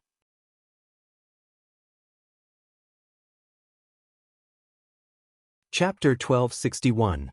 Ms.Qin. If she couldn't explain clearly, that would be a disaster. Zhao Shu's attention wasn't focused on her. After compelling her to utter some futile words, Zhao Shu addressed Zhao Mu with an icy tone, saying, "There's no use in discussing this further. Old Master Zhao, what are your thoughts on this matter?" What else could Zhao Mu possibly say? The dowries couldn't have vanished without reason. It had to be Ms.Qin. It was either Ms.Qin or Zhao Zhai and Zhao Yi, or perhaps their daughter-in-law. A wave of embarrassment washed over him. Just grant me a few days. I'm afraid that won't suffice, Zhao Shu replied coldly. I'm not interested in your family's affairs. I only want my share. I have no desire to linger here any longer. Hand over my share, and I'll have no further involvement. Otherwise, I'll be compelled to report this to the authorities and let them decide. Ms.Qin anxiously interjected, please don't accuse us. No one has entered this courtyard before, and none of us took anything. Maybe Madame Qin moved them herself? Ms.Qin. Zhao Shu erupted in anger. My mother is gone, and you're attempting to blame her? You're taking advantage of her inability to defend herself? She moved them herself? She couldn't possibly have foreseen her gruesome demise and decided to deal with her dowries beforehand. Furthermore, my mother had so many dowries, it wouldn't be easy to move them. No one in the mansion knew about this? Can't you come up with a more believable lie? I'm warning you, if you dare to defame my mother again, I'll take physical action. Ms.Qin seethed with frustration but dared not utter a word. Yet, deep down, she knew the truth about whether she was carrying anything. The reality was she hadn't taken anything at all. She didn't take it, and her sons couldn't have tampered with it either. Otherwise, she would have been aware of it. Old Master didn't need to be involved either. Zhao Shu wanted to take action, but he couldn't return. If his men did return, he would surely assign someone to keep a close watch, leaving him powerless. So, who else could be responsible? Old Master. Ms.Qin implored, her voice trembling, addressing Zhao Mu. I truly didn't take it, I swear. Old Master, please believe me. Zhao Mu turned pale, speechless. Believe? How could he possibly believe her?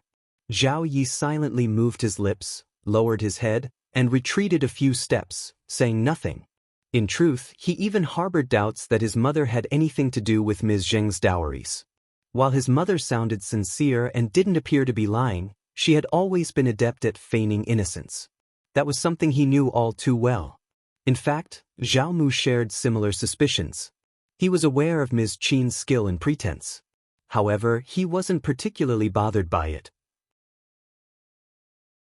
Sometimes, when he observed her conduct in his presence, he found it rather amusing. But interrogating her in front of so many witnesses wasn't an option. It would only lead to humiliation if she couldn't endure it any longer. Zhao Shu wasn't ready to give up. His frustration grew to the point where he reluctantly agreed to wait until the next day. The chief and the others let out collective sighs.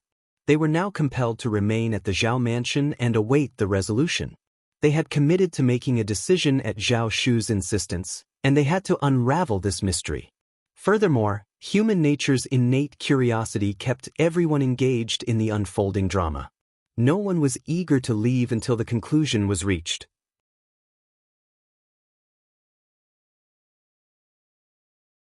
Chapter 1262. Really sad. Zhao Mu confronted Ms.Qin in private and, growing increasingly impatient, pressed her to reveal the truth. Ms.Qin sobbed uncontrollably, struggling to catch her breath as she vehemently denied any wrongdoing. However, her tendency to cry and complain at the slightest provocation, a behavior witnessed countless times before, led Zhao Mu to dismiss her protestations as mere habit. He remained skeptical of her honesty. Frustrated by her continued resistance, Zhao Mu's anger flared, culminating in 2 sharp slaps and an ultimatum: she must confess. Ms.Qin, hands shielding her face, wept bitterly, genuinely distressed this time. She was acutely aware of the trust Old Master had in her. She wasn't lying. Why did no one believe her when she swore by her honesty? Ms.Qin couldn't fathom the disbelief surrounding her. Nevertheless, she possessed a certain resilience. Whether she admitted to any wrongdoing or not didn't matter much in the grand scheme. What truly weighed on her mind was the fact that Zhao Shu held Ms. Zheng's dowry in his grasp, and compensation was scheduled for tomorrow. Even half of the dowry amounted to a considerable sum. The Zheng family owned an impressive 100,000 mu of mulberry fields. While they'd only had them for a mere 3 or 4 years since Ms. Zheng's marriage, they'd managed to amass a significant fortune.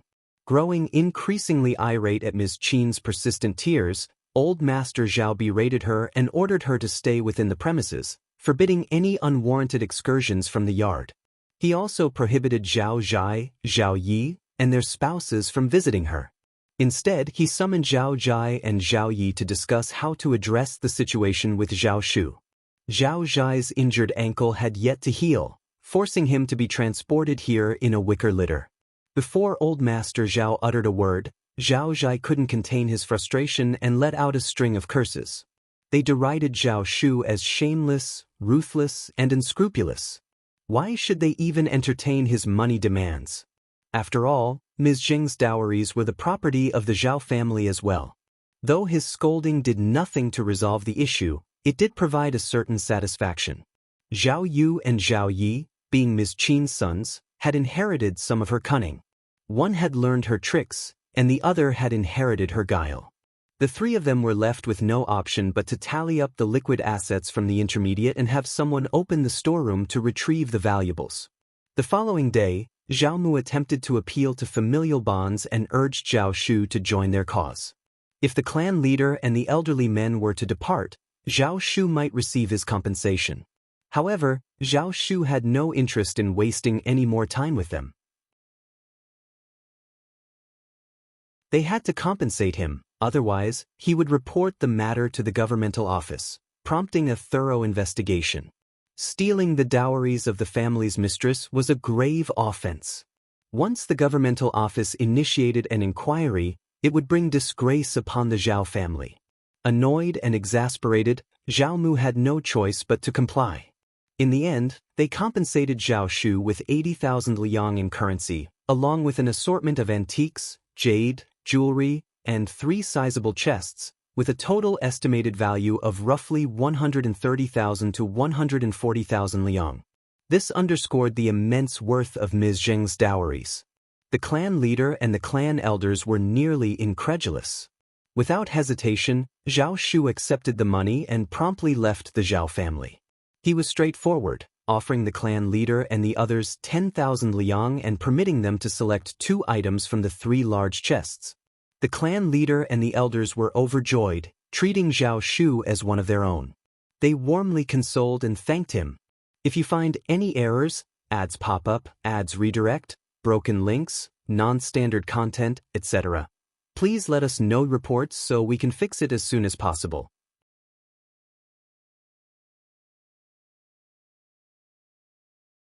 Chapter 1263.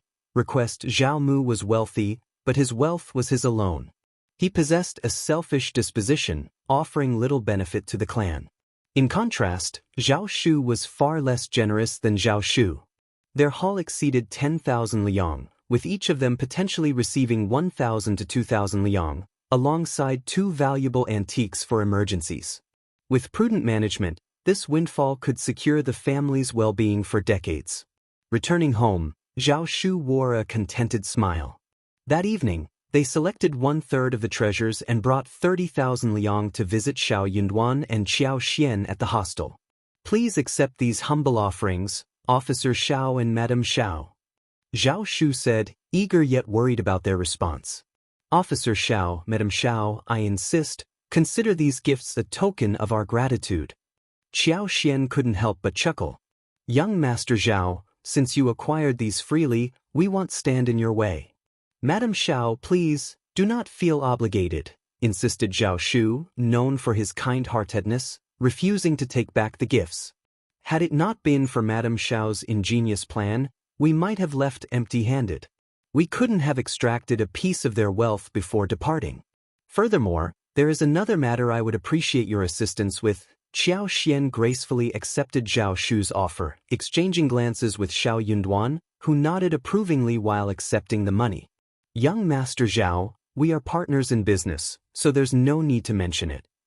Zhao Shu sighed deeply. I want my mother to divorce Zhao Mu, but I fear he won't agree easily. Still, I wish to attempt it. My mother and I would rather be interred with my grandparents than have any ties to Zhao Mu.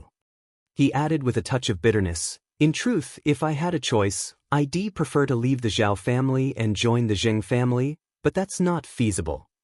Understanding the situation, Xiao Yunduan and Xian exchanged knowing glances. Changing his surname for no reason was out of the question. The Zhao family would never allow it.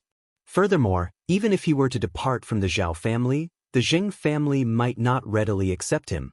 If they did, they would likely demand substantial benefits, potentially even hounding him for more than he could bear. Leaving Zhao Mu was already the best possible outcome for him, considering the circumstances. It appeared that securing a divorce for Ms. Zheng would prove to be a formidable challenge. Zhao Shu mustered a strained smile. I recognize that my request is quite audacious, and the path ahead is far from easy. If Officer Xiao and Madam Xiao happen to have any insightful suggestions, I would greatly appreciate them. If not, we can let it rest. Qiao offered him a sympathetic glance. The constraints of ancient customs were beyond their control. After some contemplation, Xiao Yunduan chuckled. Let's give it a shot.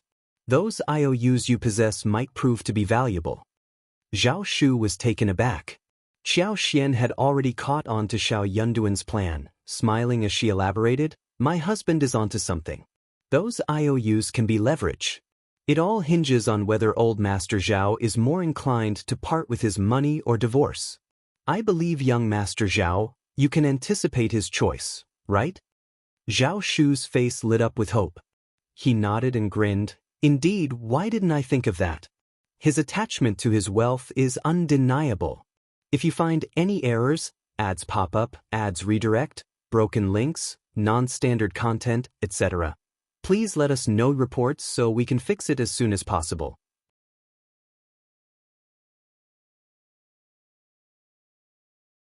Chapter 1264. Visit. He prioritized his wealth, often neglecting other aspects of his life.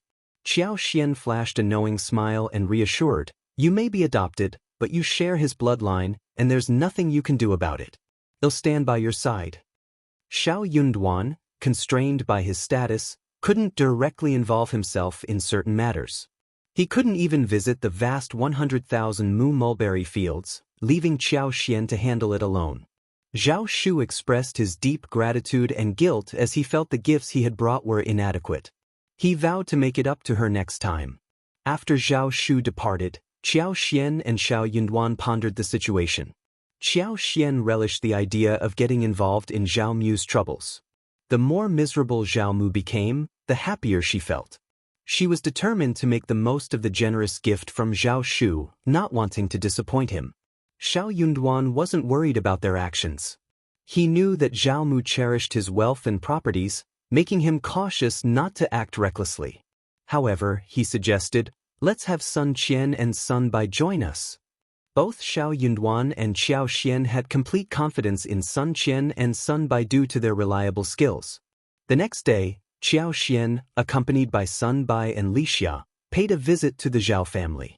Upon hearing that Madame Xiao, the owner of the 100,000 mulberry fields, had come, Zhao Mu was pleasantly surprised. He assumed Qiao was interested in the silk production from the mulberry fields and went out to personally welcome her. Qiao, considering that Madame Xiao might feel uncomfortable being alone, paused and requested someone to fetch Ms.Qin to keep her company. But when he remembered that Ms.Qin was just a concubine, Zhao Mu hesitated. Madame Xiao might be infuriated if a mere concubine served her. He couldn't help but berate himself for forgetting such a crucial detail. In the grand hall, Zhao Mu treated Qiao with utmost politeness. Zhao Mu couldn't conceal his surprise at how young Qiao appeared. He covertly observed her and noted her exceptional demeanor. She spoke with confidence and showed no signs of fear, compelling him to treat her with due respect. Please do not take offense, old Master Zhao, Qiao responded. I am truly honored, Madame Xiao. It is a privilege for the Zhao family to host you. You are most welcome, Madame Xiao, Zhao Mu replied, exchanging pleasantries. Qiao courteous manner further convinced Zhao Mu that she had come for the silk. The silk produced from 100,000 mu of mulberry fields was substantial, and he was the primary customer, making it a logical assumption. With her presence, Zhao Mu believed he held the upper hand in the situation, allowing him to remain patient and discern her intentions. Zhao Mu felt a sense of assurance, internally smirking at what he perceived as a woman's inability to maintain control. He couldn't fathom why old Master Xiao had entrusted a decision of this magnitude to someone like her. Unaware of Zhao Mu's thoughts, Xianxia sensed his prideful demeanor. She wondered about the source of his self-assuredness. After a brief moment, Xianxia smiled and said, "Old Master Zhao, I am here upon someone's request, and I have a matter of great significance to discuss with you. It pertains to that person's private life, so I implore you, Old Master Zhao, to remove any irrelevant individuals from our conversation. If you find any errors, ads pop up, ads redirect, broken links, non-standard content, etc., please let us know reports so we can fix it as soon as possible."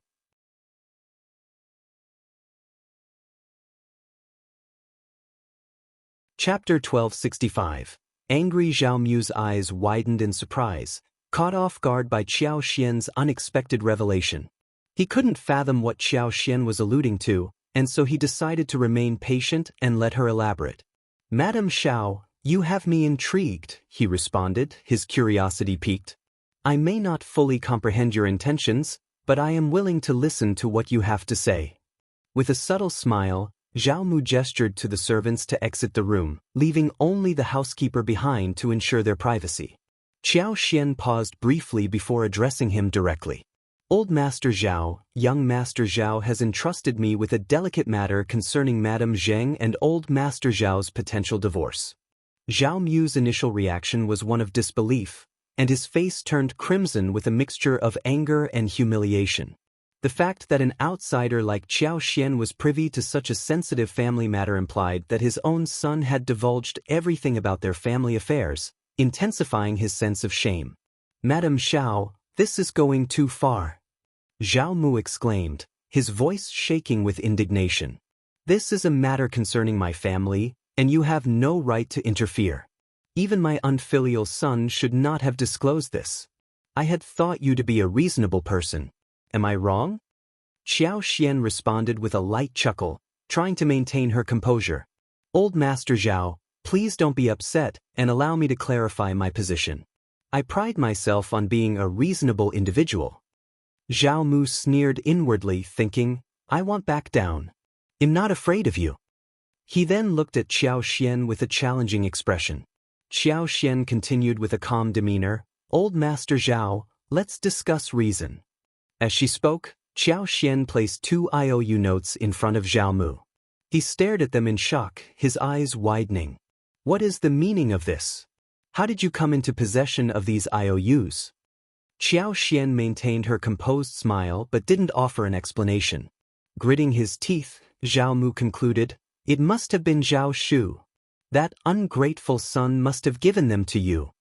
Xianxia replied gently, "Old Master Zhao, let us refrain from such labels. Young Master Zhao is no longer part of the family, and you no longer have any paternal rights over him.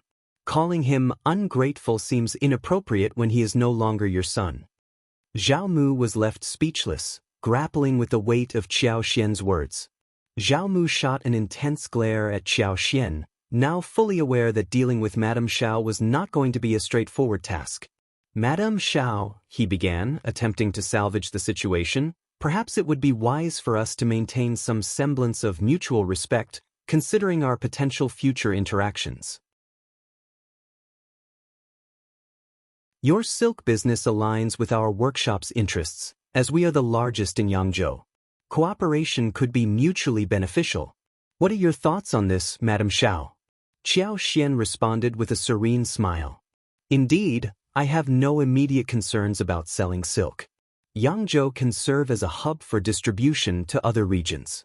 If I don't sell all my goods this year, there's no harm in carrying them over to the next. My financial gains remain secure. Isn't that right, Old Master Zhao?" However, Zhao Mu couldn't ignore the stark reality that shutting down their workshop for an entire year was simply unfeasible. Doing so would jeopardize the Zhao family's standing as the wealthiest entity in Hangzhou. Although he seethed with anger, Zhao Mu was cognizant of the fact that he had limited options when dealing with Qiao Xian. She was, frustratingly, making a valid point. "What is your proposition?" he finally inquired, his voice strained. "I've been approached by young Master Zhao to facilitate a divorce on behalf of his mother. If old Master Zhao were to provide me with the necessary divorce documents, wouldn't everyone stand to benefit?" Qiao Xian suggested. Zhao Mu considered her proposal carefully before responding, his patience wearing thin. "Silk, is that your only condition? I assure you we can meet your silk supply needs and offer them at market prices." Qiao Xian's tone grated on his nerves, but Zhao Mu had no choice but to continue the negotiations. "If you find any errors, ads pop up, ads redirect, broken links, non-standard content, etc., please let us know reports so we can fix it as soon as possible."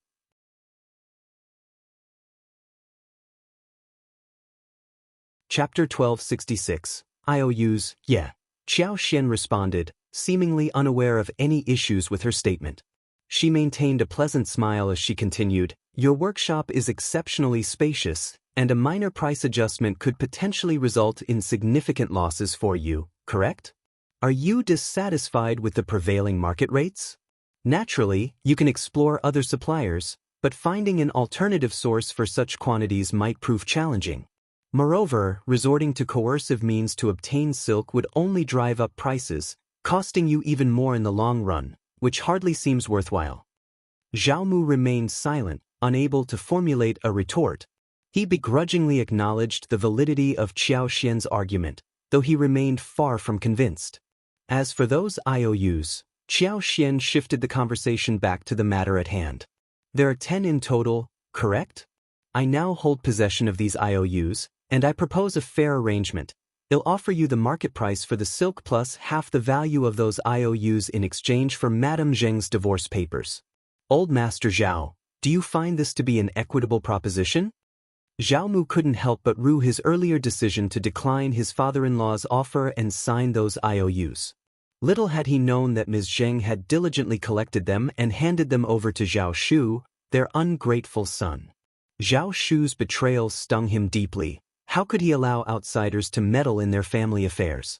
Zhao Mu firmly believed that labeling his son as unfilial was entirely justified. Recalling that each of those 10 IOUs was worth 700,000 liang, the total sum amounted to a staggering 7 million liang. If Madame Xiao were to demand repayment, it would undoubtedly spell disaster for the Zhao family, a situation he couldn't bear to contemplate.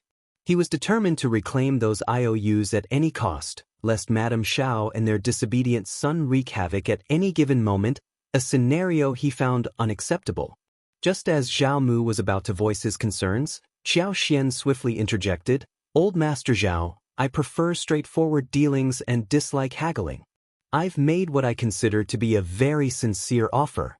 If it doesn't meet your expectations, I won't press the matter further." Reluctantly, Zhao Mu held back the words he had been poised to speak. Although they had only just met, Zhao Mu could already discern the young madame's resolute temperament. If she made such a statement, she seemed entirely capable of following through with her intentions. What worried him most was that he couldn't afford to take such a gamble. With 7 million liang in IOUs and the prospect of obtaining a divorce paper in exchange for half that amount, 3,500,000 liang, it was undoubtedly an attractive deal. Madame Xiao had displayed a remarkable level of sincerity. However, Zhao Mu had never accepted the burden of this 7 million liang debt. To him, it was a trifling sum, and even being required to pay 10,000 liang would have been a humiliating ordeal. They should never have offered the money in the first place, but it was too late for regrets now. Yet what alternative did he have? Zhao Mu wrestled with his inner turmoil. While Qiao Xian calmly sipped her tea, Butler Zhao stood there in a state of bewilderment. Eventually, Zhao Mu gave in, his voice resigned. "All right, I will provide you with the 3.5 million liang, the divorce paper, and the IOUs. Old Master Zhao, you are indeed a straightforward individual. It's no wonder you've been able to amass such wealth. In that case, I'll give you 2 days to prepare, and after that, we'll settle the transaction," Qiao Xian agreed, her demeanor still composed. Inwardly cursing his predicament, Zhao Mu forced a smile and replied, "Very well, but I may not have that much money readily available. Could I offer something else as collateral?" Xianxia nodded graciously, "Of course, as long as the collateral holds an equivalent value." "Agreed." With that, Xianxia rose from her seat and offered a parting smile. "All right, old Master Zhao, you can make your preparations. I won't take up any more of your time. Goodbye." Through gritted teeth, Zhao Mu replied, "Thank you, Madam Xiao. If you find any errors, ads pop up, ads redirect, broken links, non-standard content, etc., please let us know reports so we can fix it as soon as possible."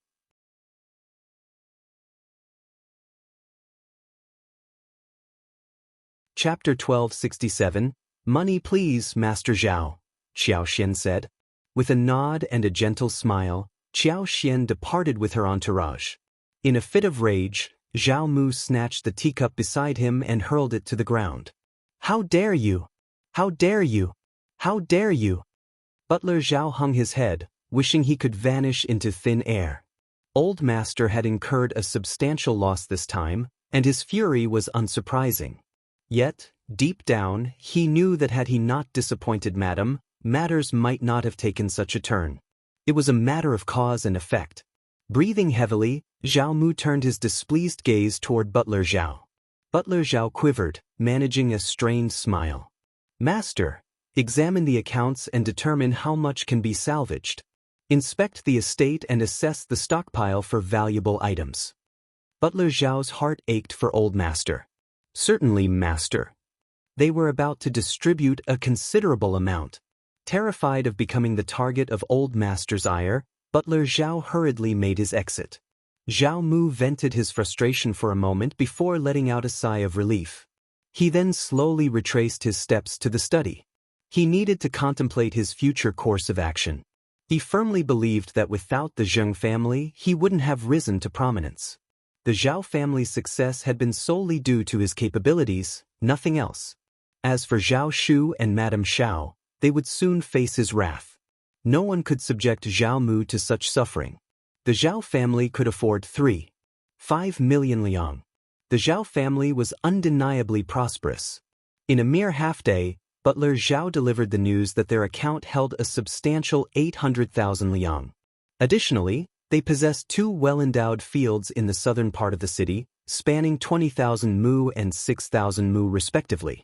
In Hangzhou, prime fields commanded a rate of 13 taels of silver per mu. When combined with the abbeys and laborers, the 26,000 mu holdings amounted to a staggering 400,000 liang. Though the Zhao family owned a few more fields, they were undoubtedly being retained.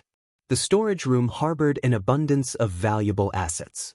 Given that they had already invested 400,000 liang in acquiring an exquisite jade cabbage, they could potentially procure an additional 500,000 liang. Not to mention a towering pair of red coral pieces valued at approximately 400,000 liang.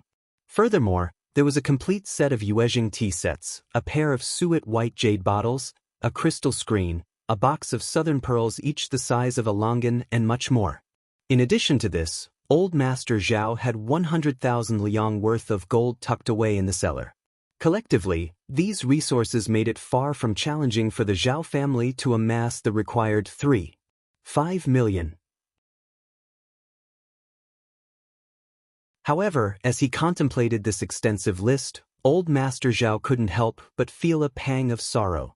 These treasures had been accumulated over 2 or 3 generations of the family, with particular attention given to items purchased in the past decade. Each piece had been meticulously chosen for its quality. The idea of parting with them all at once was undeniably heartbreaking.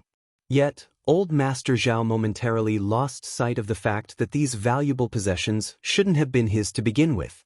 The Zheng family's funds rightfully belonged to the Zheng family, and he had benefited from them without restraint. Now, it was merely a matter of returning a portion. Zhao Shu had not taken undue advantage of him. Both Zhao Yu and Zhao Yi were well aware of Zhao Mu's actions within the household. Even Zhao Yi, known for his pretense, couldn't conceal his discomfort upon learning that his father was expected to provide such a staggering sum. The same sentiment was amplified in Zhao Zhai. That's exorbitant. That scoundrel has crossed the line, Dad. 3. 5 million liang is no small sum. Many families in Hangzhou have less than that. Is he not afraid of overreaching? Doesn't he realize he might choke on his greed? If you find any errors, ads pop up, ads redirect, broken links, non-standard content, etc., please let us know reports so we can fix it as soon as possible.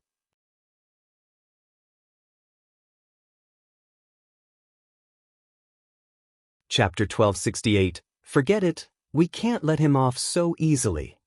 Zhao Yi exclaimed. Dad, that's too much. 3,500,000 liang is not a small amount, and we need time to deal with it, right?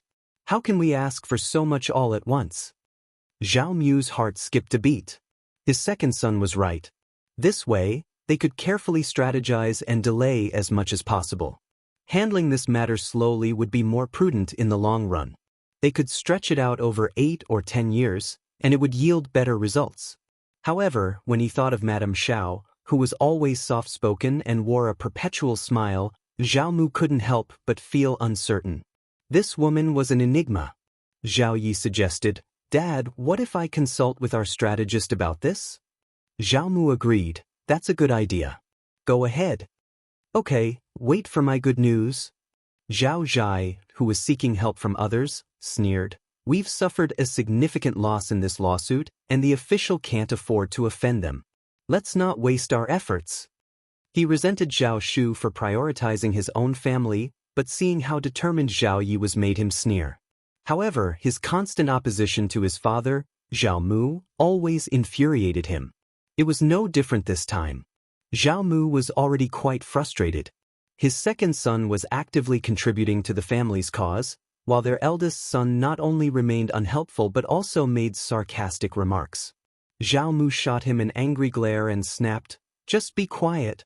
Your brother is working for the family's benefit, and what about you? You're not contributing anything but rudeness. Leave right now.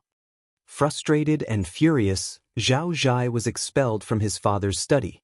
He lingered outside the closed door for a while before departing in anger. Why hadn't he been able to offer any assistance? He had been keeping an eye on family matters, but his injured leg made it inconvenient for him to contribute. Zhao Yi returned shortly after, wearing a dejected expression. It was evident that their initial efforts had not gone well. The strategist didn't provide a direct answer but rather remarked, there are established rules for everything. We can simply adhere to these rules and spare ourselves unnecessary trouble, don't you think? What he didn't disclose to his father was that he had paid the strategist 100 liang just to extract these words. The strategist's intentions seemed increasingly dubious. Zhao Mu remained silent for an extended period. The following day, Qiao was given properties valued at 3.5 million yuan, along with divorce papers for Ms. Zheng. Qiao had someone assess the value and handed over 10 IOU notes. The 3.5 million yuan included 26,000 mu of farmland and 53,000 mu of mountainous terrain, amounting to 550,000 liang in total. There was also 550,000 liang in cash. The two mansions were situated in prime areas of Hangzhou, one spanning 12 mu and the other 16 mu, with a combined value of 400,000 liang. The remaining balance was compensated with various valuable antiques. In any case, the settlement was even. Seeing such a substantial sum being taken away, Zhao Mu felt a profound sense of loss, as though a part of his heart had been hollowed out. His expression darkened. Xiao smiled and remarked, Old Master Zhao, you should be content. The original sum was supposed to be 7 million liang, but it has been halved. You haven't suffered any loss at all. If you find any errors, ads pop up, ads redirect, broken links, non-standard content, etc., please let us know reports so we can fix it as soon as possible.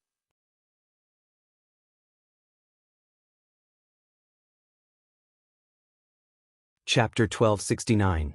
Content. You should be grateful that young Master Zhao is such a devoted son. He willingly exchanged 3.5 million liang for his mother's freedom, showing his dedication to the Zhao family. Zhao Mu's expression darkened even further. His son's actions had betrayed him terribly.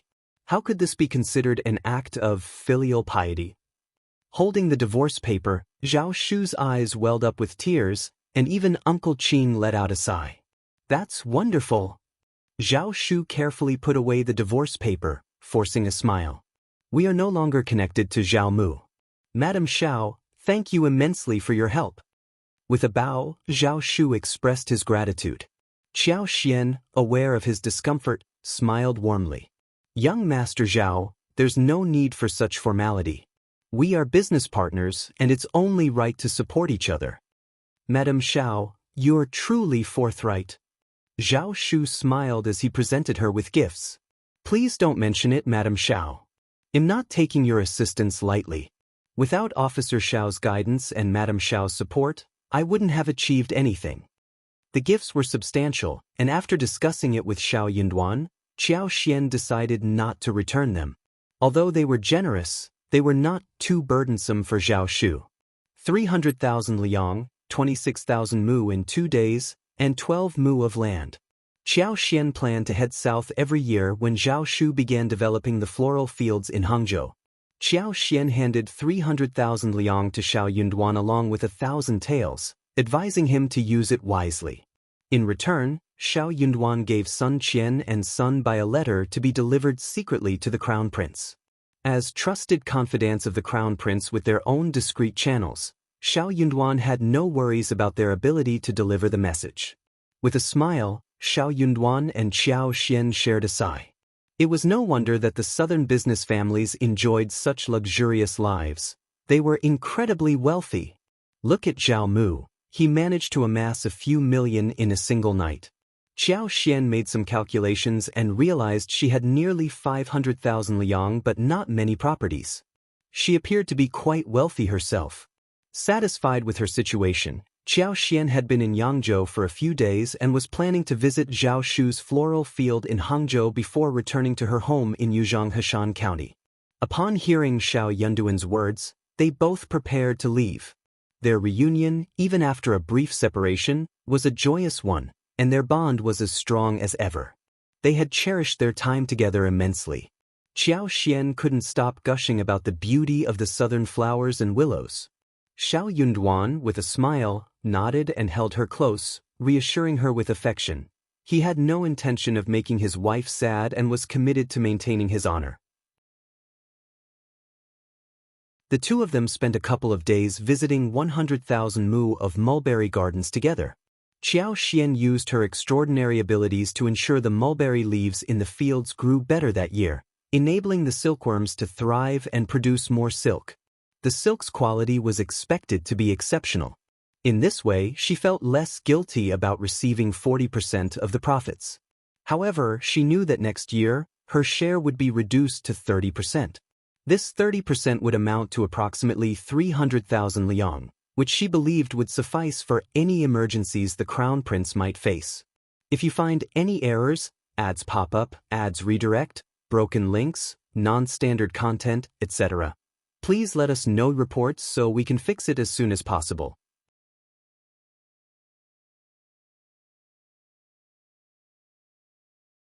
Chapter 1270, Hangzhou. 2 days had come and gone, and during that time, Qiao Xian and Xiao Yunduan had spent an entire night together, reluctantly preparing to bid each other farewell. Qiao Xian cherished the unique dynamic between herself and Xiao Yunduan. Despite their physical separation and individual pursuits, they found solace in supporting one another whenever they could. This approach, they believed, was the key to sustaining their relationship and allowing it to thrive in the long run. All she desired was to find comfort in herself, a solace that would enable her to lead a fulfilling life after their impending separation. In Yangzhou, there were numerous tasks that required her attention, including the relocation of Ms. Zheng's grave, tending to the vast 100,000 mu of mulberry gardens, and establishing a tea plantation across 50,000 mu of land. Qiao Xian had requested Zhao Shu not to accompany her to Hangzhou but to remain in Yangzhou with Uncle Qin, assisting in managing these two estates. She pondered the fact that Aunt Qin was in Hangzhou and considered traveling there with her. Zhao Shu contemplated this for a moment and, after careful consideration, decided against joining them.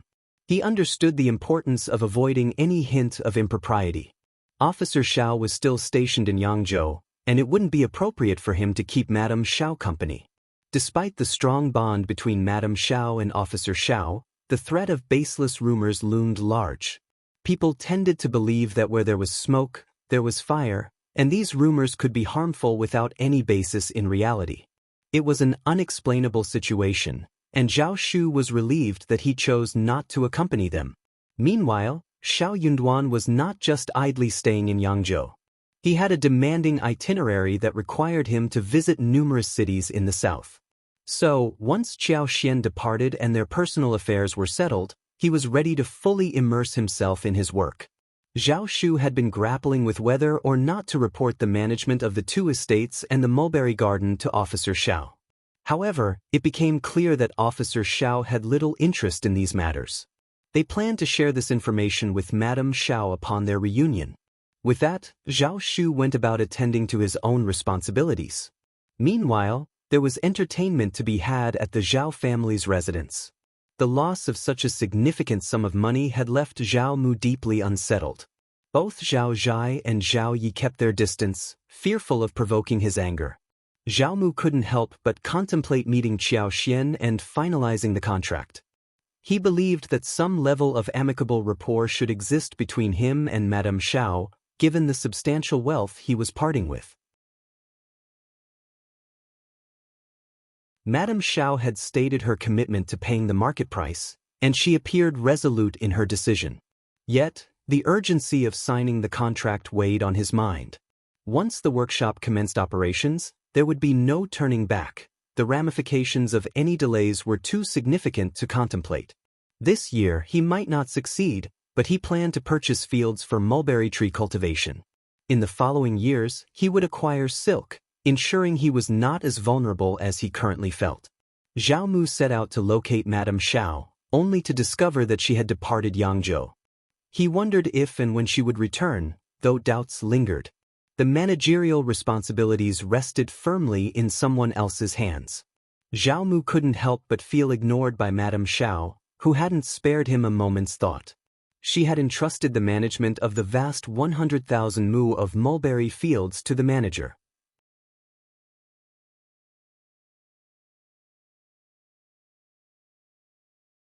Chapter 1271. Manager Zhao Mu found himself heading towards the manager's office, not expecting what awaited him there. To his astonishment, the manager turned out to be none other than Uncle Qin. Shocked, Zhao Mu suddenly pieced together the puzzle and his emotions swirled into a turbulent mix of shock and anger.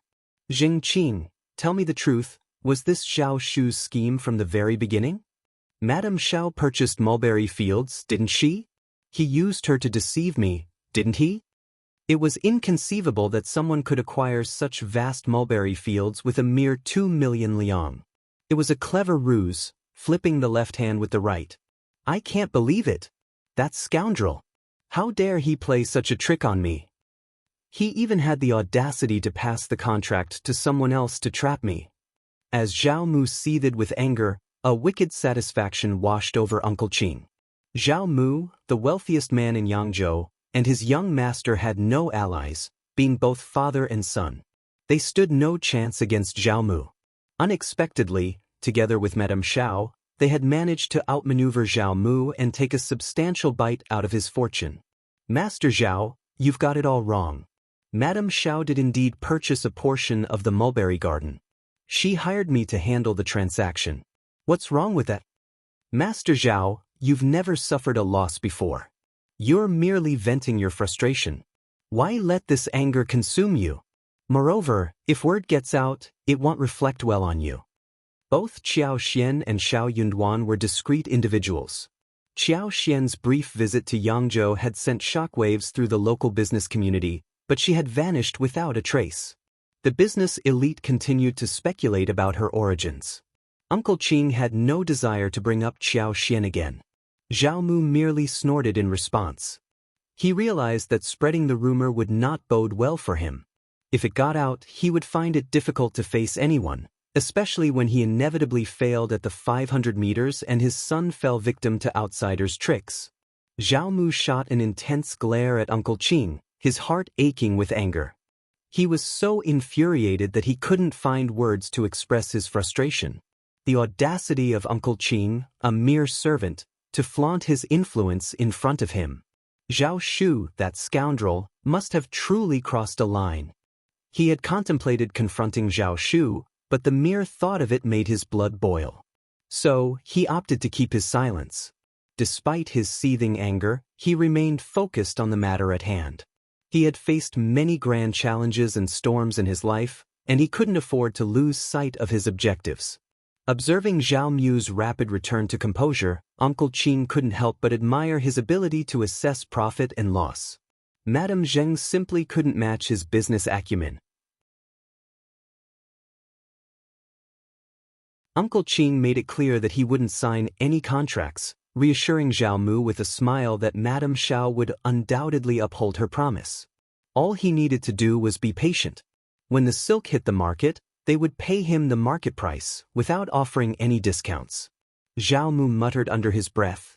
Even Uncle Qin dared to challenge him. If it had been Madame Xiao, Zhao Mu might have been more diplomatic, but when dealing with Uncle Qin, niceties were out of the question. Zhao Mu sneered, "Very well, remember your words today." With that he departed. The mulberry garden still rested in Zhao Shu's possession, and he needed to amass sufficient funds to purchase the silk. His ungrateful son would make no exceptions for him, that much was certain.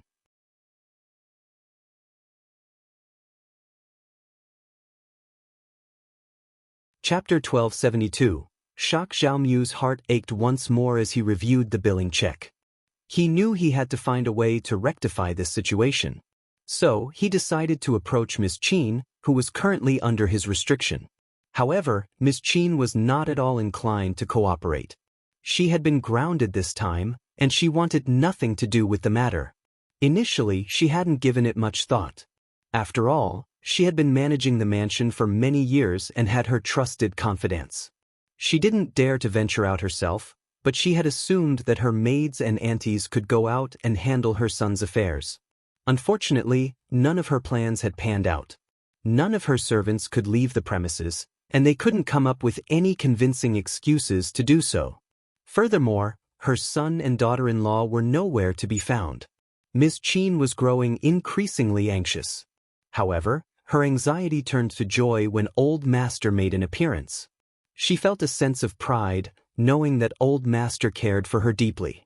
She couldn't help but wonder what the future held. She decided to make Old Master happy so she could broach the topic with him.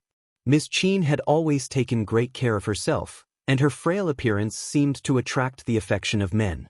She had a history of being mischievous, something Zhao Mu had once appreciated. But today he was not in the mood for it. He gently pushed away Ms.Qin, who was trying to entice him with her charms. Instead, he pressed her about Ms. Zheng's dowry. "Where did you acquire everything?" he asked with a cold and suspicious gaze. Ms.Qin's heart sank at the sight of his demeanor. She stammered, "Old Master, all right, there are no outsiders here, so there's no need to say this. Whatever transpired in the past, Old Master, I hold no grudges against you. It's all history now, just tell the truth." Ms.Qin felt a bitter resentment building within her. The truth? She had already spoken the truth at least 8 or 10 times, but no one had believed her. Unable to hold back her emotions, Ms.Qin burst into tears, covering her face as her sobs racked her body. However, Zhao Mu found no amusement in her tears.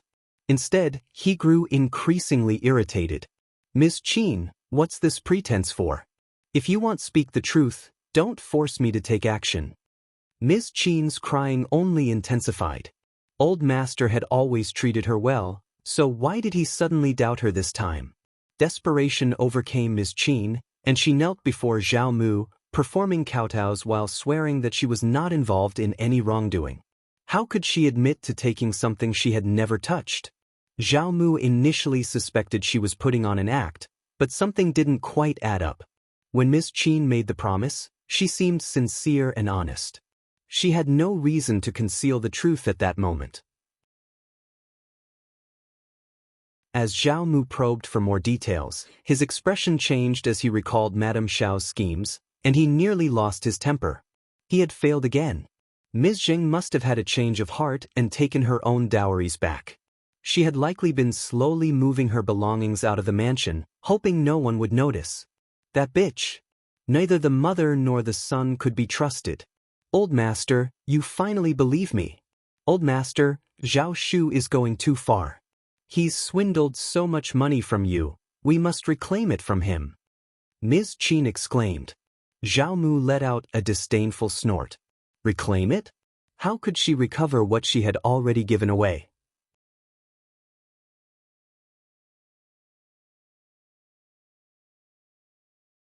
Chapter 1273, Petty Revenge Compared to the Sum of 3.5 million liang.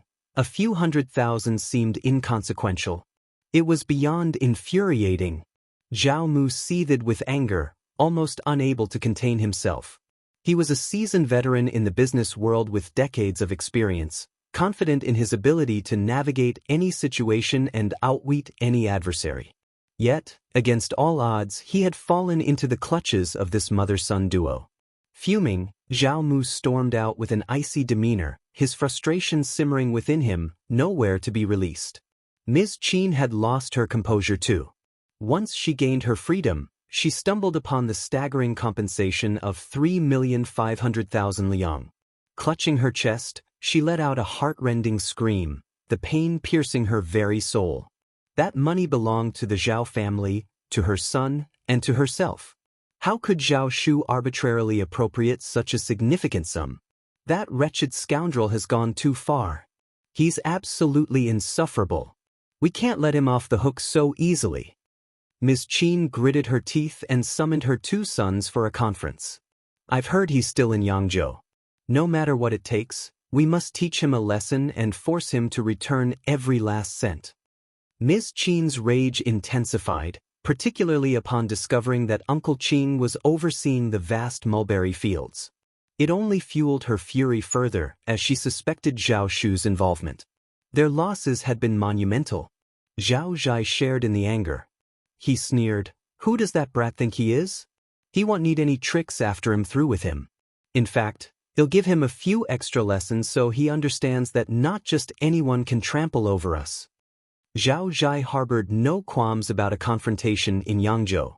Zhao Yi, on the other hand, remained silent, his thoughts laced with inner curses directed at Zhao Zhai for his impulsive nature. What would be the purpose of physically assaulting Zhao Shu? Could it guarantee the return of the money? However, it couldn't be denied that Zhao Shu deserved some sort of retribution. If elder brother intended to confront him physically, there would be no objections. Ms.Qin had always excelled at subtle manipulation, and she found a sense of satisfaction in these sentiments. Indeed, he needs a stern lesson. Seek out individuals who can keep their mouths shut.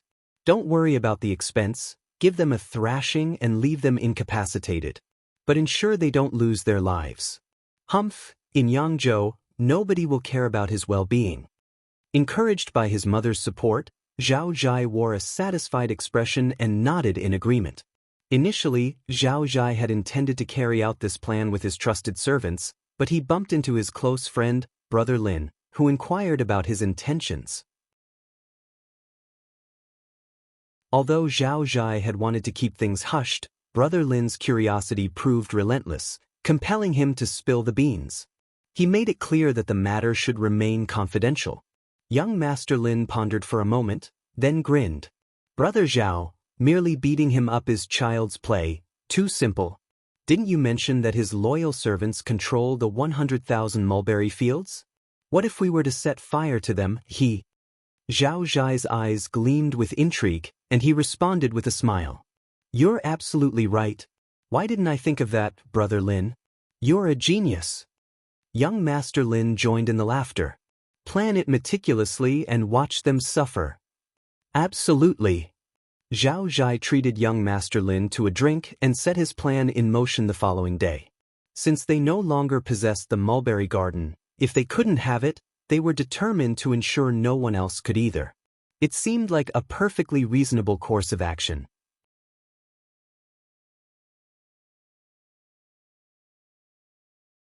Chapter 1274. Fire. He could finally release the pent-up anger that had been festering in his heart, and the sensation was utterly satisfying. Zhao Zhai had always been known for his impulsivity and fiery temper. Thus, when the idea struck him, he couldn't contain his eagerness to put it into action. 2 days later, he arrived at Ms. Zheng's extensive mulberry garden, accompanied by more than 20 individuals. The sprawling 100,000 mu mulberry garden stretched as far as the eye could see, with the mulberry leaves just beginning to bud and flourish in the current season. Beneath the moonlight, the garden appeared as an endless expanse of green. Zhao Zhai swiftly organized his group into 6 teams, each tasked with bringing in various incendiary materials like oil, dried straw, flammable pine branches, and firesides from different directions.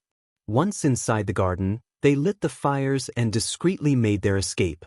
Their plan was to disperse and reconvene in different towns at dawn, avoiding any contact or communication in the meantime. In his quest to vent his anger, Zhao Zhai generously paid each participant 50 liang and added an extra 10 for the leader, totaling a substantial sum. This would be enough for these individuals to survive for at least half a month. Zhao Zhai had meticulously planned every detail, driven by a desire to witness the devastation of the mulberry garden that had once belonged to the Zheng family, a property that Zhao Shu had a share in. Accompanied by 2 personal page boys, he had formed a small team for this mission. Upon entering the mulberry garden and inhaling the fragrant aroma of the tender mulberry leaves, Zhao Zhai couldn't help but feel a pang of jealousy. This place had never been his, and he believed it should rightfully belong to him. However, the thought of obliterating everything and the subsequent anguish that Zhao Shu would experience upon seeing the ruins the following day filled Zhao Zhai with a sense of perverse satisfaction. What Zhao Zhai hadn't anticipated, though, was that his loyal friend was no longer loyal. He had been swayed by external influences and had been surveilling Zhao Zhai for some time. Otherwise, he wouldn't have been caught in such a fortuitous manner. Zhao Zhai was apprehended red-handed with the individuals he had bribed. Of course, to make the ruse appear convincing, some of them had already initiated the fire, though it had been swiftly extinguished. The guards responsible for safeguarding the mulberry garden acted without hesitation, resorting to violence against everyone present, which included Zhao Zhai and his servant. Subsequently, they bound them and dispatched the culprits to the governmental office. Fortunately, our boss is exceptionally cautious. She acquired the entire 100,000 mu of mulberry garden in a single purchase, and being an outsider, she anticipated potential jealousy from others. She worried that someone might engage in underhanded activities behind her back, so she issued orders for daily patrols, especially during the night. She has a preference for exploiting the cover of darkness and the late hours, one of the guards explained. For a while, nothing unusual occurred, and we started to think that perhaps our owner's caution was excessive. We even considered recommending to the manager that the night patrols should be discontinued if no incidents arose within a few days. After all, this level of vigilance can't be sustained indefinitely. However, it all changed last night. The housekeepers and servants present clenched their jaws and glared at the miserable bandits before them. Unbelievably malicious. Fortunately, they remained diligent in their patrols and refrained from any complacency. This vigilance paid off when they observed these individuals sneaking into the mulberry garden the previous night, prompting them to discreetly tail the intruders. Initially, they believed the intruders were merely harvesting leaves and mulberry trees. Little did they know that the intruders were about to set the trees ablaze. If the fire had taken hold, the entire mulberry garden would have been reduced to ashes, and the consequences would have been.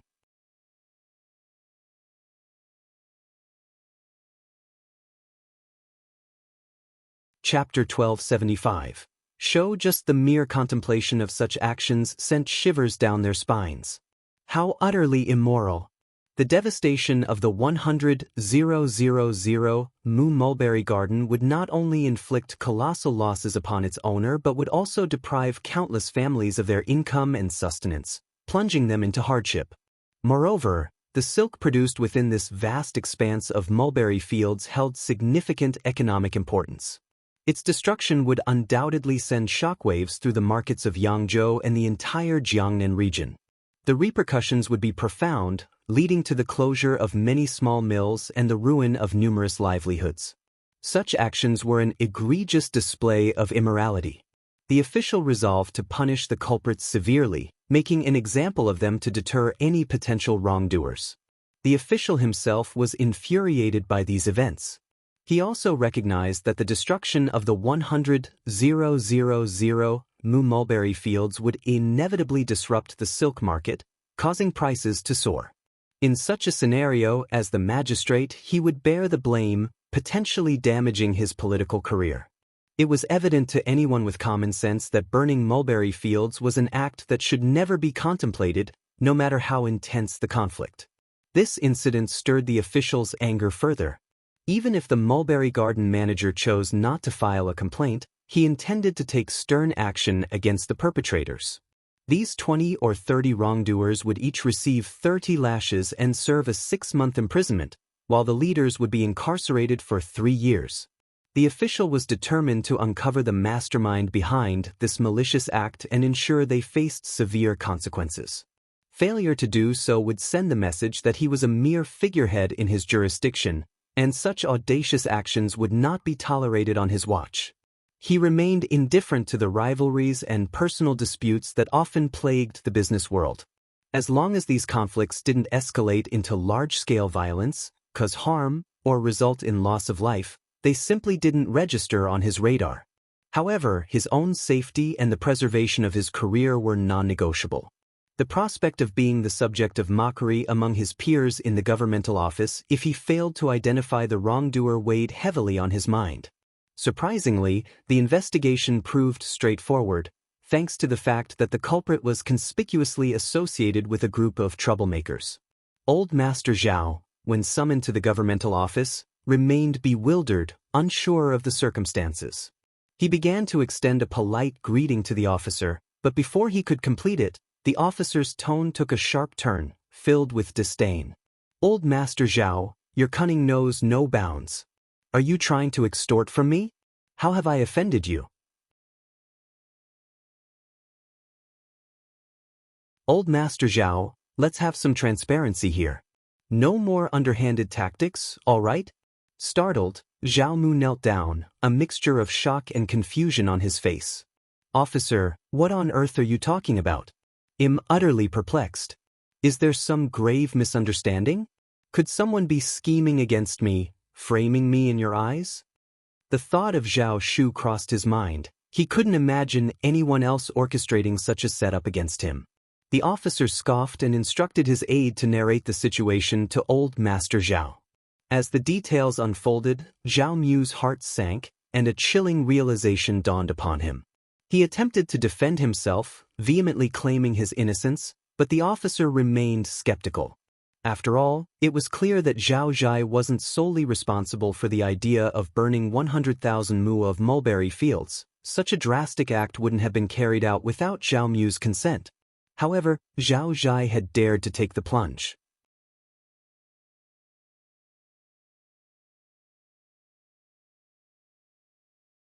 Chapter 1276. Money. Those unaware remained undaunted. Prior to the incident, Zhao Zhai was brimming with motivation, determined to make a significant contribution. He firmly believed that his efforts could elevate the Zhao family's standing, potentially earning his father's newfound respect. From this moment onward, he anticipated his father's heightened regard for him. He was eager to make his mark, plotting to astonish his father with an unexpected surprise, a secret known to no one. Had he shared his intentions, Zhao Mu would undoubtedly have rebuked him harshly, dissuading him from pursuing such a preposterous and perilous notion. As Zhao Mu broke into a cold sweat, the official couldn't help but sneer upon hearing Grandmaster's words. "You should count yourself fortunate that your plan failed. Otherwise, the Zhao family could have faced imprisonment. If I pardon you easily, they'll have no authority in the future. You'll pay a fine of 300,000 liang, publicly make amends to the Xiao family, and provide them with compensation of 100,000 liang. Are you in agreement?" Zhao Mu trembled, his heart aching for the money. While he wasn't truly convinced, his timid son had been apprehended red-handed and had confessed. Objecting wouldn't change the outcome. I am completely in agreement. That's good to hear. With 400,000 liang, Zhao Mu left the government office in a daze. Their account was now depleted. With the need to purchase silk this year and their funds falling short, they had to part with valuable possessions and antique items. He had initially planned to set aside 100,000 liang in savings, intending to settle their accounts after selling the silk. That was usually how large business deals were done. When no one bought raw materials, the payment would be paid in one go. However, given recent events, winning the approval of the Xiao family might prove challenging. This disobedient son was the root cause of all these troubles. Zhao Mu returned home, his face drained of color, and directed his anger at Ms.Qin. Ms.Qin was taken aback, regretting her failure to ignite the mulberry garden. She implored Zhao Mu to secure their son's release from prison. Infuriated, Zhao Mu kicked Ms.Qin to the ground, pointing an accusatory finger at her. You're a disgrace. Listen to yourself.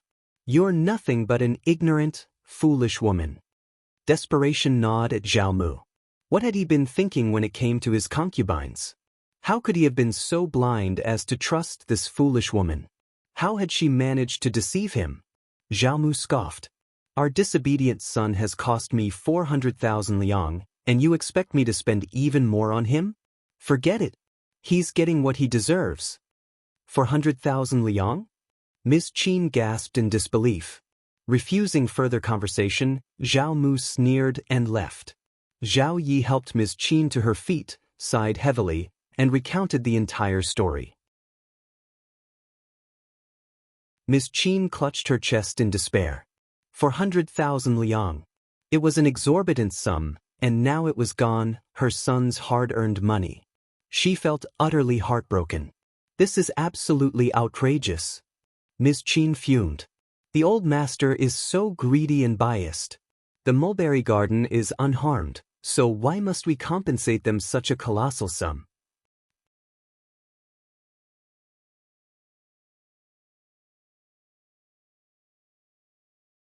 Chapter 1277.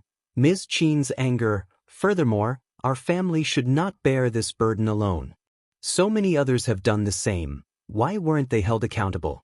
Zhai is an honest person, and he would never engage in such actions willingly. Those individuals must have coerced him into it, without a doubt. Zhai is the victim here. Those wrongdoers deserve punishment. Ms.Qin sobbed so intensely that it caused Zhao Yi a throbbing headache. He intended to clarify to Ms.Qin the gravity of the situation, emphasizing that anyone involved would face the wrath of the authorities, who would undoubtedly administer severe consequences.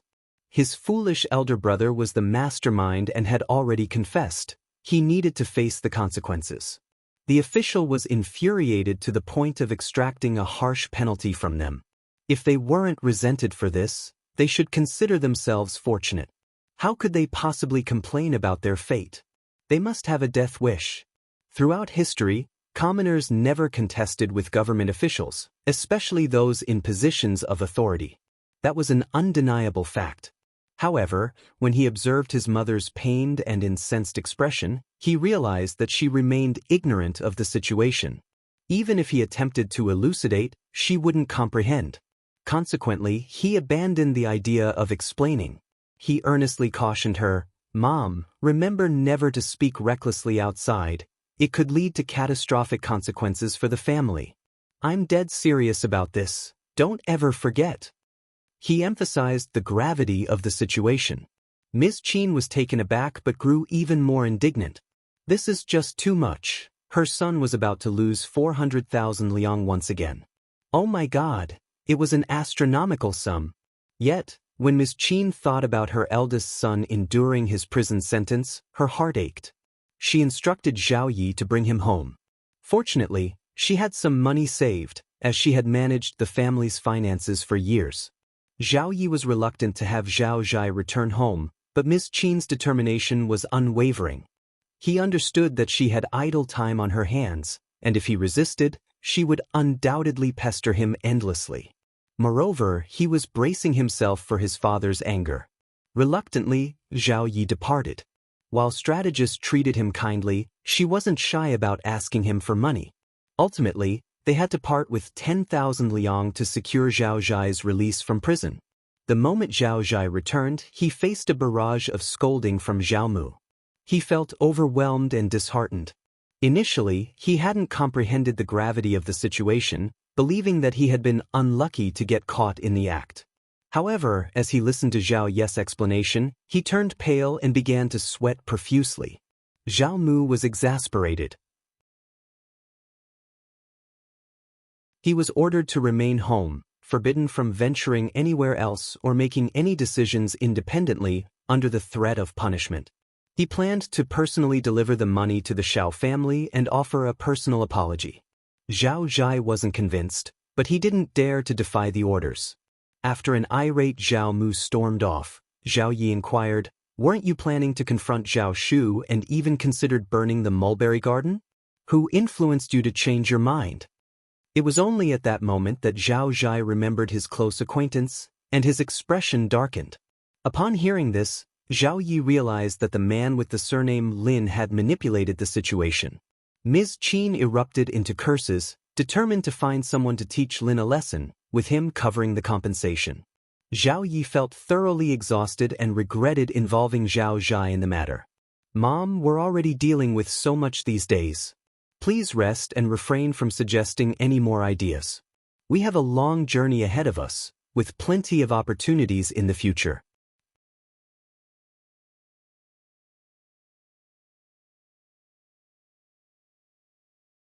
Chapter 1278, Compensation. That's all she said, and it was elder brother who took the initiative. You can't just turn to him for help. He was on the verge of remarking that elder brother was a mature adult who should have discerned right from wrong. How could he blindly obey someone else's orders? Was he being naive? He had it coming for falling into a trap. But when he fell into a trap, the entire family suffered. 400,000 liang, along with the 10,000 liang from his mother, not to mention the apology, these thoughts were unbearable. His chest ached just thinking about it. Ms.Qin remained unconvinced and cursed vehemently. Yet, her outburst led to a scolding from the old master and a kick, which made her think twice about causing more trouble. Still, she continued to mutter, "Just wait and see." Zhao Zhai glanced at her and Zhao Yi, lowered his gaze, and remained silent. He couldn't blame Brother Lin. They had always had a good relationship, and he couldn't have known the consequences of his actions. Brother Lin had simply acted out of misguided kindness. How could he be held responsible?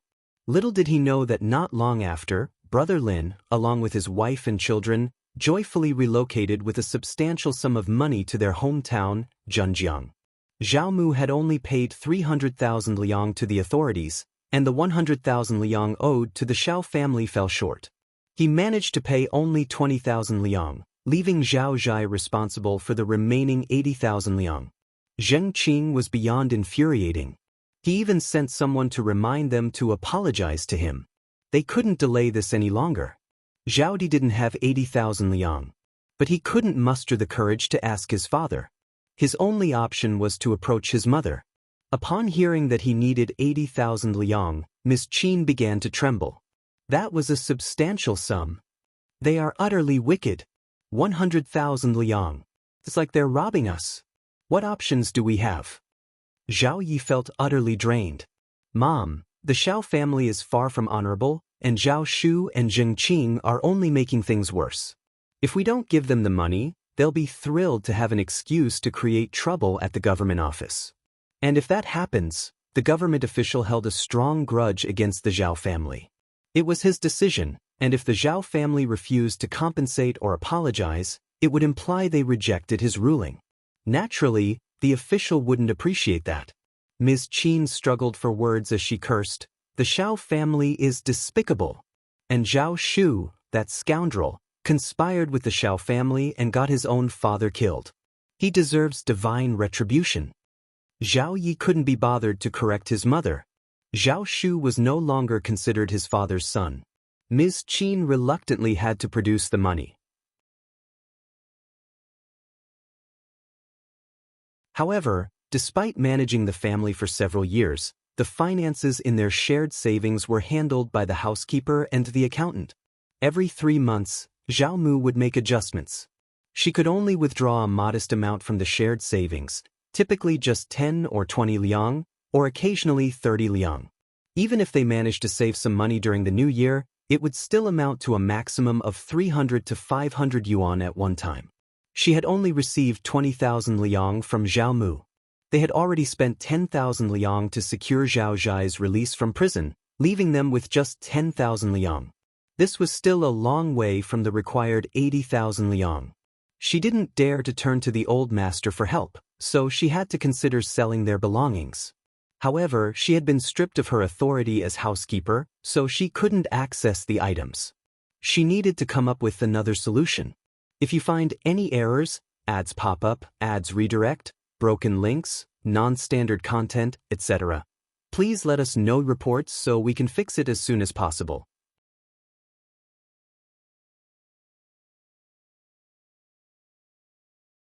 Chapter 1279.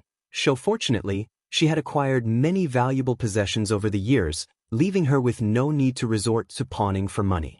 Reluctant to part with her exquisite jewelry, she carefully selected a handful of porcelain bottles and jade ornaments, entrusting Zhao Zhai with the task of pawning them for much-needed funds. As she clutched these precious items, her frustration got the better of her, leading to another scolding directed at Zhao Shu.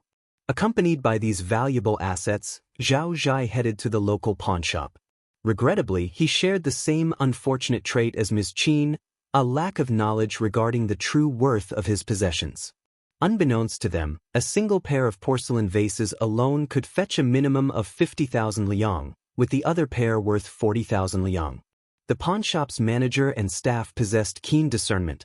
Not only could they assess the value of items, but they could also gauge the character of their clients. Their instincts immediately identified this young master as an inexperienced and perhaps naive individual, merely from his body language. These were all lucrative opportunities knocking at their door, and they had no intention of letting them slip by.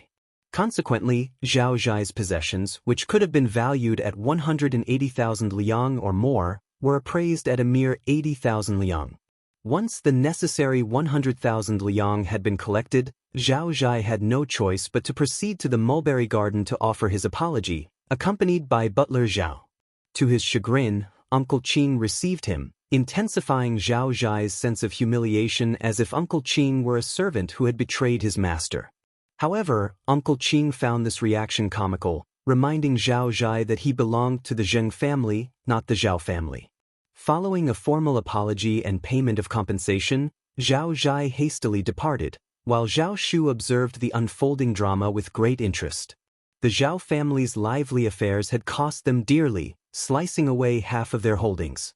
If the silk trade did not perform well that year, their wealth would dwindle rapidly, potentially jeopardizing their standing as the wealthiest family in Hangzhou, and even leading to a financial collapse akin to a landslide.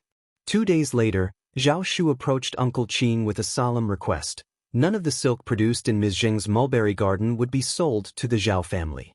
Ms. Zheng's suspicions about the Zhao family's malevolence were not unfounded. Why engage in business with those who sought to harm the mulberry garden?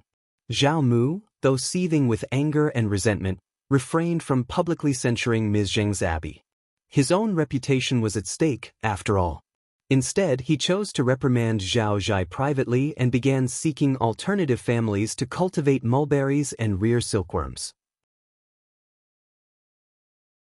Zhao Mu disapproved of his wife and son's actions, having thrived in Hangzhou for many years thanks to the Zheng family's support, which had ultimately made him the wealthiest man in the city.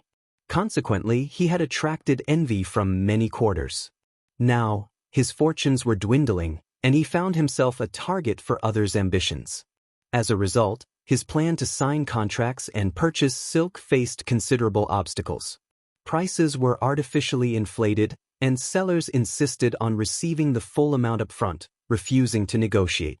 Silk always found its buyers, and Zhao Mu, infuriated and frustrated, had no choice but to begrudgingly pay the full price. He resolved to prepare for the coming year when the mulberry fields would yield their harvest. However, this approach strained their cash flow, leaving the family with empty accounts and forcing them to sell some of their cherished possessions. With their cash flow disrupted, the Zhao family faced an ominous predicament. It was as though the mountains had crumbled and the earth had split beneath their feet. If you find any errors, ads pop up, ads redirect, broken links, non-standard content, etc., please let us know reports so we can fix it as soon as possible.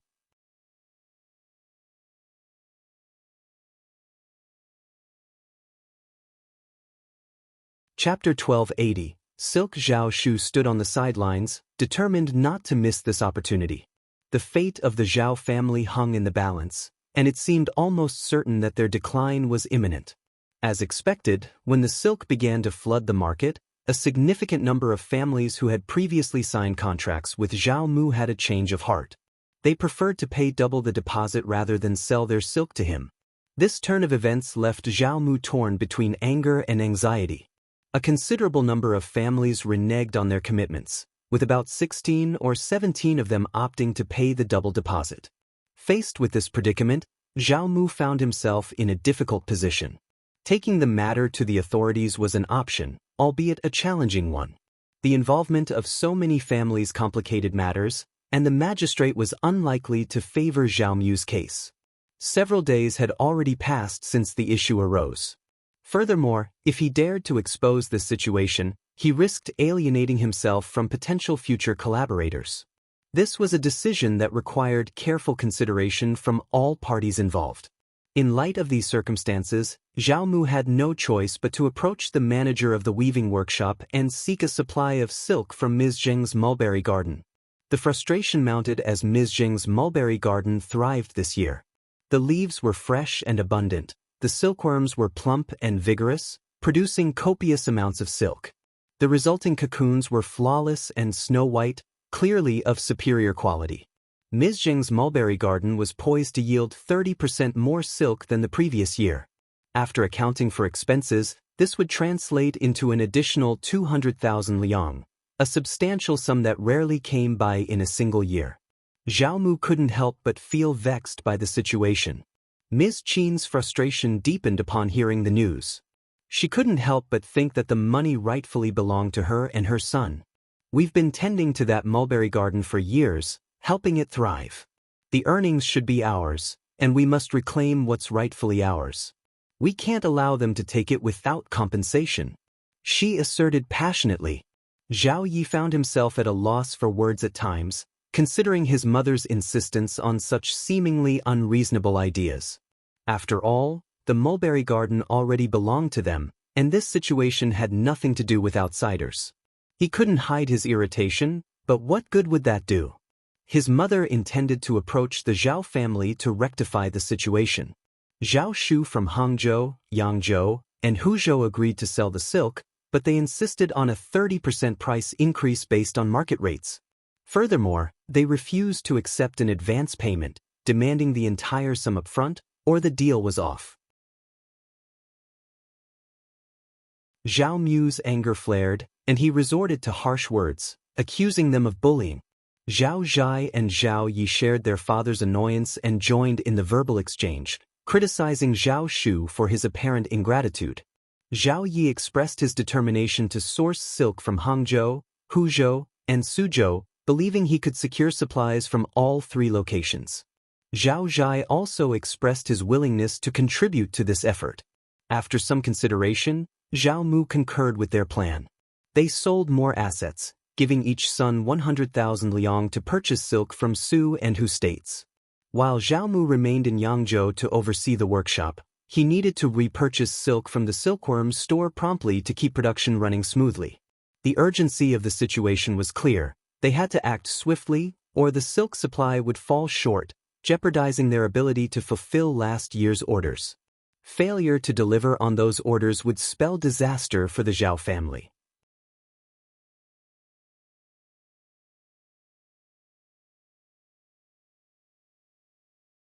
Chapter 1281. Unthinkable. The workshop descended into chaos due to the severe lack of labor. Reassembling the workforce once they dispersed would prove to be a formidable challenge. Zhao Zhai and Zhao Yi faced substantial obstacles during their procurement efforts. The Su and Hu states were plagued by significant negative karma, and their annual demand for locally produced silk made it nearly impossible to sell any to outsiders. When foreign merchants arrived seeking to purchase a substantial quantity like 100,000 liang, equivalent to 125,000 kilograms, it left everyone perplexed. How on earth could they afford such an enormous amount? Their purchases of less than 5,000 kilograms immediately drew the ire of prominent local business figures entrenched in the negative karma industry. Furious at what they perceived as young Master Zhao's interference in the local market, they united to expel the newcomers. Zhao Yi displayed astute judgment. He offered some conciliatory words and left Suzhou with his modest 4,000 kilograms of silk. It was abundantly clear to him that lingering longer would not yield any further purchases. Local businessmen had made it explicitly clear that even if he stayed, he wouldn't be able to secure any additional silk. Silkworm households would not risk alienating the locals by selling to outsiders. Being able to safely transport 500 grams of silk back was already a minor victory in itself. In his mind, Zhao Yi was oversimplifying the entire ordeal. Their situation was dire, and there was no going back. In the Hu state, Zhao Zhai encountered a similar predicament. While he managed to acquire a larger quantity of silk than his counterpart, he too was eventually forced to leave after buying nearly 10,000 kilograms. Yet, Zhao Zhai's stubborn temperament meant he wouldn't accept being chased away so easily. If Ms.Qin had encountered a similar situation, she would have shared the same perspective as him, that she was investing in her business, not coercing anyone into buying or selling, and certainly not engaging in theft. So, why was she unable to make any purchases? In the end, during Zhao Zhai's attempt to make a purchase, he encountered troublemakers who assaulted him, concealing their identity with a sack over his head. Despite the ordeal, Zhao Zhai continued to vent his frustration during the 500-meter trek back to the hostel. He refused to back down, exclaiming, "You don't want me to buy? I want to buy. I'm not stealing, I'm openly purchasing. Why can't I make a purchase?" Undeterred, Zhao Zhai instructed his men to persist with their attempts to acquire silk and even suggested raising the price, believing no one would willingly part with their money. However, fate was not on their side. Not only did they fail to secure any silk, but they were also swindled out of over 50,000 liang. In the end, they hastily returned to Hangzhou. Zhao Mu was seething with frustration. While Zhao Yi didn't manage to obtain a significant amount of silk, he had expected as much. Buying such a substantial quantity of silk was no easy feat. The southern silk industry was highly developed, and silk remained in high demand across every city. Typically, there was only enough for local silk producers, making large-scale purchases a rarity. However, Zhao Zhai suffered a massive loss, losing more than 50,000 liang, despite acquiring over 5,000 kilograms of silk. This was a significant setback. Due to the scarcity of silk, the workshop would be forced to shut down within a matter of days. Consequently, they would either have to pay the workers without any production or resort to layoffs. The situation would only worsen if they couldn't meet their delivery deadlines.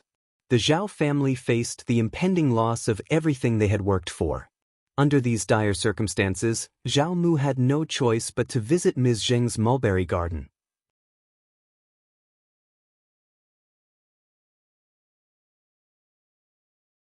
Chapter 1282. Zhao Mu's anxiety intensified as he observed the workers busily moving goods in and out.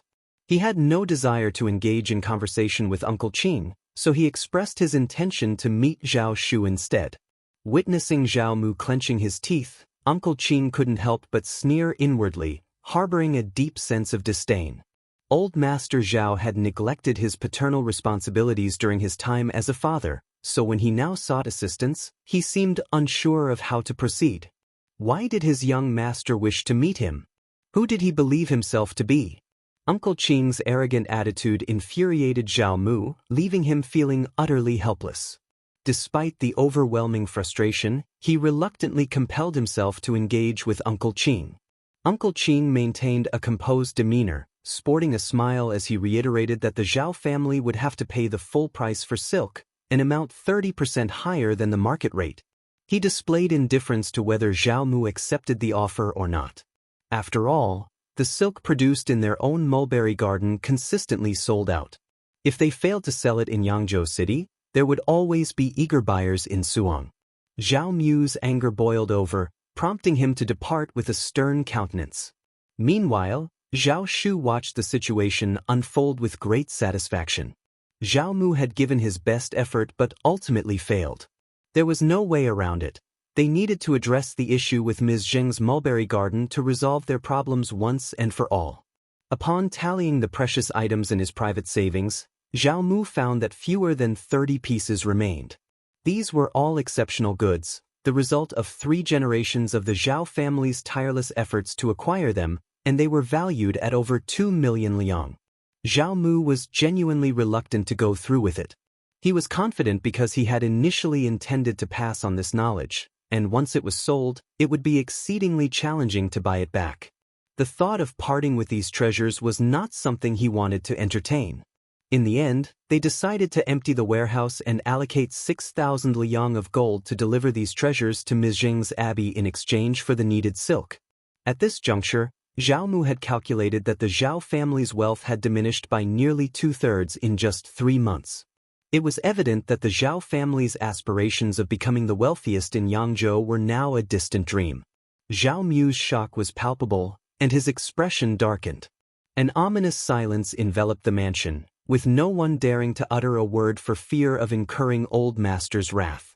As the boxes were carried away, Ms.Qin couldn't help but feel a painful ache in her heart. It was her money, her son's money. She seethed with anger at Zhao Shu's greed in seizing her son's properties. With the workshop matter resolved, Zhao Mu turned his attention to his impending second marriage. Despite his recent trials, he still had some savings left. Upon hearing the news of his forthcoming nuptials, many families expressed interest in him. Ms.Qin, overwhelmed by her concerns about money and property, had neglected this aspect. However, she realized that she couldn't intervene anymore. Her 2 sons were grown adults with their own families. If the new daughter-in-law wasn't capable, she might not gain a foothold in the family. Therefore, Zhao Mu decided to marry a capable woman. His new wife was 18 years old and managed to tie the knot before the 15th of August. She adeptly established her authority with her 2 sisters-in-law, recognizing Ms.Qin's long-standing service and the fact that she had 2 grown-up sons, giving them due respect. However, as the mother-in-law, she insisted on setting rules for her daughter-in-law. Ms.Qin felt as though she had been slapped in the face, seething with annoyance at this turn of events. If you find any errors, ads pop up, ads redirect, broken links, non-standard content, etc., please let us know reports so we can fix it as soon as possible.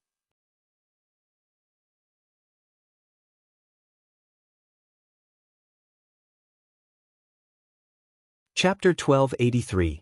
In the foot, Zhao Zhai and Zhao Yi were growing increasingly frustrated with the situation. Ms. Qin's pitiful crying had become a common occurrence. However, the one responsible for these complaints was no longer Ms. Zheng. It was the new madam, who proved to be even more adept at it. What made matters worse was that she was younger than Ms. Zheng, making her appear even more endearing when she wept. Zhao Mu was well aware of Ms. Qin's intentions. As a result, his treatment of her had changed, and he was now favoring his new daughter-in-law. He believed that Ms. Qin, along with her 2 sons, were scheming to disgrace the new madam and undermine her position. With Zhao Mu's support, the new madam grew even more self-assured. She seized the opportunity to assert her dominance over Ms. Qin by claiming half of the nonchalant, casual, and indifferent furnishings from the storeroom. Apart from her monthly allowance, Ms. Qin was left with nothing. Ms. Qin's loyal aides were systematically removed from their positions. Ms. Qin found this situation intolerable. She had a few tricks up her sleeve, having served the Zhao family for many years. This ignited a fierce battle between her and Madame Zhao. As the conflict escalated to involve their respective sons and daughter-in-law, the Zhao mansion plunged further into chaos. Ms.Qin found herself at a loss for what to do. She resorted to devious and shameless tactics. When Madame Zhao's brother assumed the role of manager at the Zhao family, Ms.Qin feared that her own assets would be threatened by an outsider. Desperate to prove his incompetence, she even attempted to bribe someone to set fire to her brother's warehouse. Her plan backfired disastrously as the fire spiraled out of control, consuming several silk storage warehouses and half of the weaving workshop. Zhao Mu was on the brink of collapse. Word quickly spread throughout the town, heralding the imminent downfall of the Zhao family. The absence of silk threatened to inflict substantial financial losses upon them, jeopardizing their ability to fulfill their contractual obligations. Consequently, they found themselves compelled to offer compensation. With half of the workshop reduced to ruins, silk production ground to a halt. Fortunately, the incident occurred during the night when the workshop was empty, sparing any potential casualties. Ms.Qin was equally stunned, her limbs turning ice-cold as she remained motionless in her room. How had it come to this? She had merely sought to start a fire, never imagining that it would result in such extensive destruction. Zhao Mu awoke and promptly reported the incident to the authorities.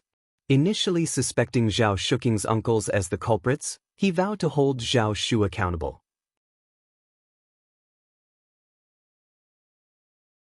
However, as investigations progressed, they apprehended the arsonist, leading them to Ms.Qin and her associates.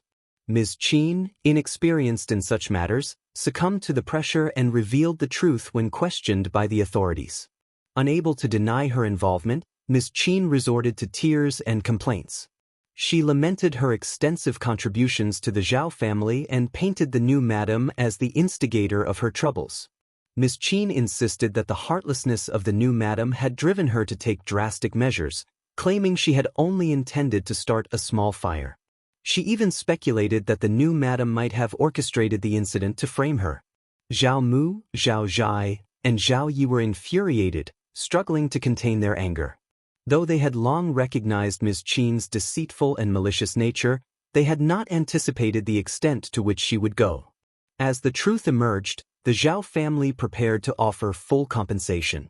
Zhao Shu, exasperated by the situation, decided to purchase the Zhao family's workshop, mansion, 6 stores, and 5,000 acres of prime land. His substantial wealth rendered financial concerns obsolete. Zhao Mu, disheartened and lacking the means to mount a comeback, lost the will to persevere. If you find any errors, ads pop up, ads redirect, broken links, non-standard content, etc., please let us know reports so we can fix it as soon as possible.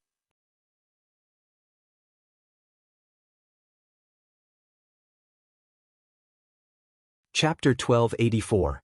Investigation. They could no longer remain in Hangzhou. It had become nothing more than a jest.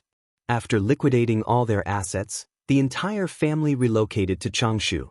There, they purchased over 1,000 mu of fertile land, erected a moderately sized home, and assumed the mantle of rural landlords. While they could lead a comfortable existence, it still paled in comparison to the modest country folk.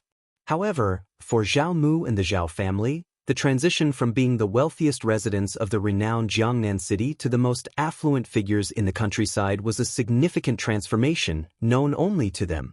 The Zhao family maintained a discreet departure from Yangzhou, yet news of their move reached Zhao Shu's ears. Zhao Shu awaited them approximately 20 miles outside the city limits. The Zhao family's countenances shifted as they were intercepted. Ms.Qin seethed with anger and sorrow. She had been left with nothing, as all her son's wealth had been stripped away by Zhao Shu. Even her standing before the old master had been reduced. She now wore plain attire, devoid of the splendid ornaments that once adorned her tresses. 2 unadorned silver hairpins were the only remnants of her former finery. Her makeup had lost its former elegance, and her complexion appeared lackluster and ashen. She appeared to have aged a decade in an instant. Though her heart brimmed with sadness and fury, she dared not voice her grievances openly. The old master berated her, contending that if she hadn't borne 2 sons, she would have been expelled. This filled her with profound sadness. She had never anticipated that, after only a few years of opulence, she would be relegated to obscurity. Upon sighting Zhao Shu, she let out a sharp cry. "What brings you here?" Zhao Mu's eyes gleamed. "Who?" Zhao Shu grinned. "Old Master Zhao, do not misconstrue my intentions. I'm not here to bid you farewell. I have a query, and I've come to witness the spectacle." Zhao Mu's expression hardened, his anger palpable. Zhao Zhai, Zhao Yi, and Ms.Qin seethed with rage. Zhao Yi possessed sharp wit, but Zhao Zhai merely shot a withering glare at Zhao Shu, refraining from rebuke, an unexpected response that puzzled Zhao Shu. Internally, he sneered, seeing this man as more moneyed coward than a fiery-tempered individual. With the Zhao family's defeat, they were powerless to counter. Contempt surged within Zhao Shu.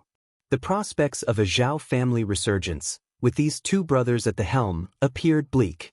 Approaching Ms.Qin's humble wagon, Zhao Shu lifted the curtain and coldly inquired of Dao Seeking, "Did my mother truly meet her end in an accident?" Ms.Qin's countenance shifted. "How is that any concern of mine?" A sneer curled on Zhao Shu's lips. Certain matters resist scrutiny. The more one ponders, the more they appear suspicious. It's in your best interest to steer clear. I won't forgive any interference. I'll investigate this thoroughly, no matter the cost. Ms.Qin quivered inwardly, her hands growing cold. Yet she steeled herself, standing tall and turning her head away. With a final sneer, Zhao Shu departed without a backward glance at the Zhao family. Zhao Mu cast a fleeting glance at Ms.Qin's wagon and remained silent. Zhao Zhai and Zhao Yi also overheard Zhao Shu's words. Zhao Zhai cursed under his breath, deeming Zhao Shu's suspicions excessive. How could his mother muster the audacity for such a deed? Meanwhile, Zhao Yi harbored deep concerns.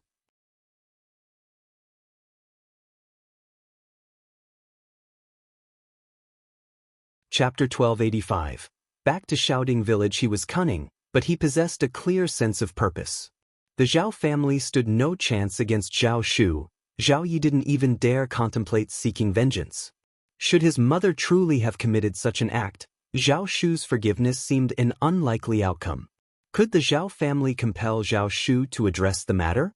Later, Zhao Yi privately inquired of Ms.Qin, but she staunchly refused to confess. Her denials only fueled Zhao Yi's growing apprehension. Zhao Yi had always been self-centered, consumed by the fear that Zhao Shu would retaliate. In his paranoia, he pilfered the few valuable items left by Zhao Mu, absconded with over 2,000 liang from the household, and vanished with his wife and children. Zhao Mu's fury resulted in illness, further enfeebling him. Ms.Qin fretted over Zhao Shu's ominous countenance and chilling interrogations, haunted by the thought of his potential return. Nightmares plagued her, and tranquility remained elusive.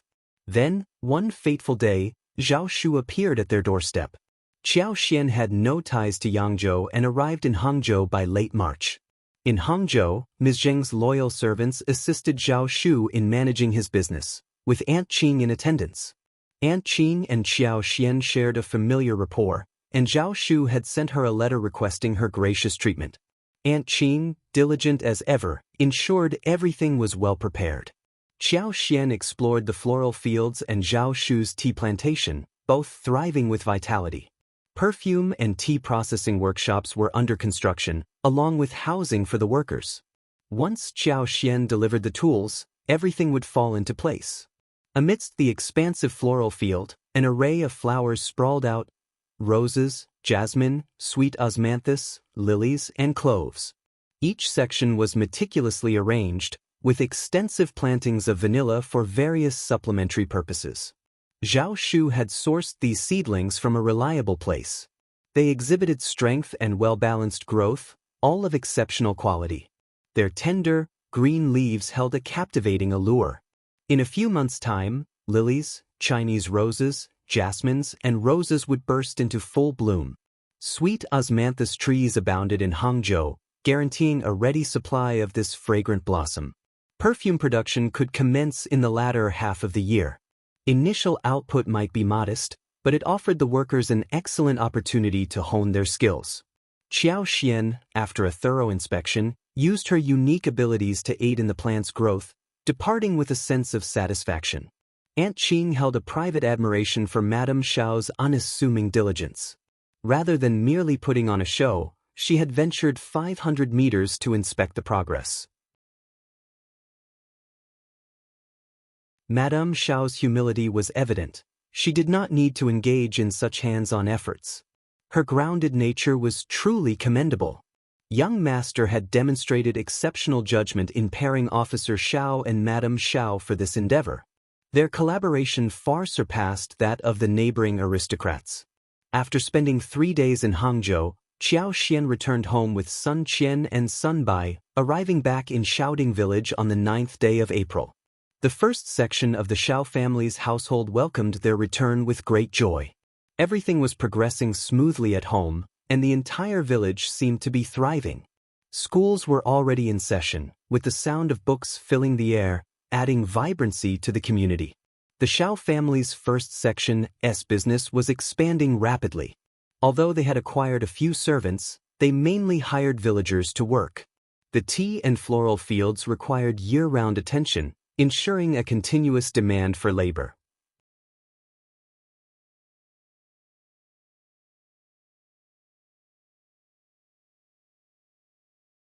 Chapter 1286. Displeased. Qiao Xian earning 25 to 35 won per day was considered a substantial income for the villagers.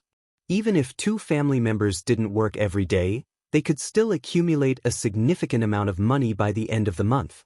This increased income brought about changes in their lives, affecting their food, clothing, accommodation, and transportation.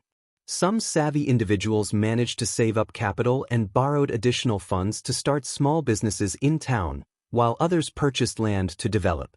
As a result, every household enjoyed a much higher quality of life than before. They expressed their deep gratitude to the first section of the Xiao family for their transformative influence. Some even speculated that the Xiao family had amassed such wealth that they couldn't possibly spend it all, even refusing salary increases. Ms. Fong paid no heed to these rumors, especially when she learned of someone trying to emulate her success. She believed that if others wished to follow suit, they should do it competently or hire skilled individuals from the village. That would surely make the villagers envious.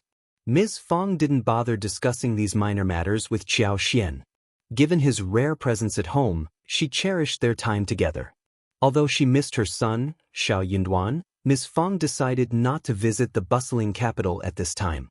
Instead, she planned to wait until the following year.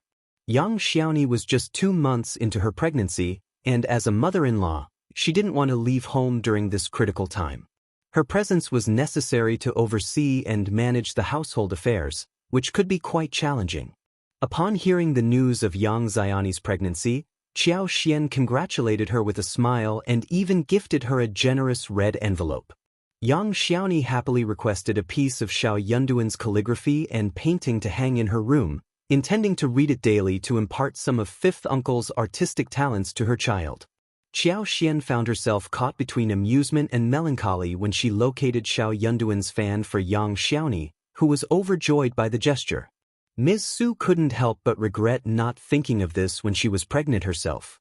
She marveled at her third sister-in-law's knack for stirring up excitement. As a result, she requested some fans from Qiao Xian to adorn her son's room, with a particular focus on Zheng, who was attending school and could surely benefit from imbibing some of fifth uncle's talent. Qiao Xian shared the same sentiment, realizing the value of these items. However, Xiao Yunduan wasn't keen on parting with his other works so easily. After an extensive search, he eventually handed over a fan and a copy of the Analects. Ms. Su expressed her gratitude and carried these items away with great care, treating them as precious treasures.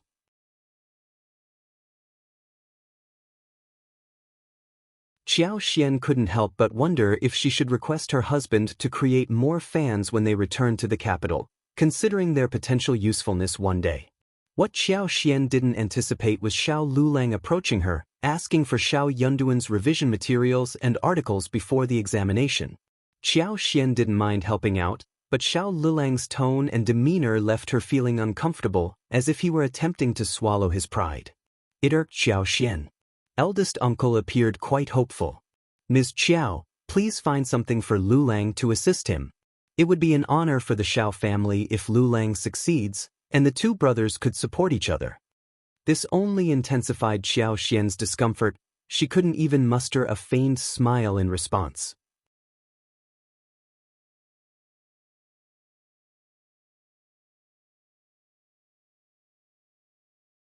Chapter 1287. All helping each other? Her father-in-law was still so naive. Ms. Fong remarked. Yunduan's belongings might have been taken to the capital. We can search for what we're missing, but let's not discuss it too openly. Xiao Xian smiled. Mom, you're absolutely right. Sixth cousin, you can head home now.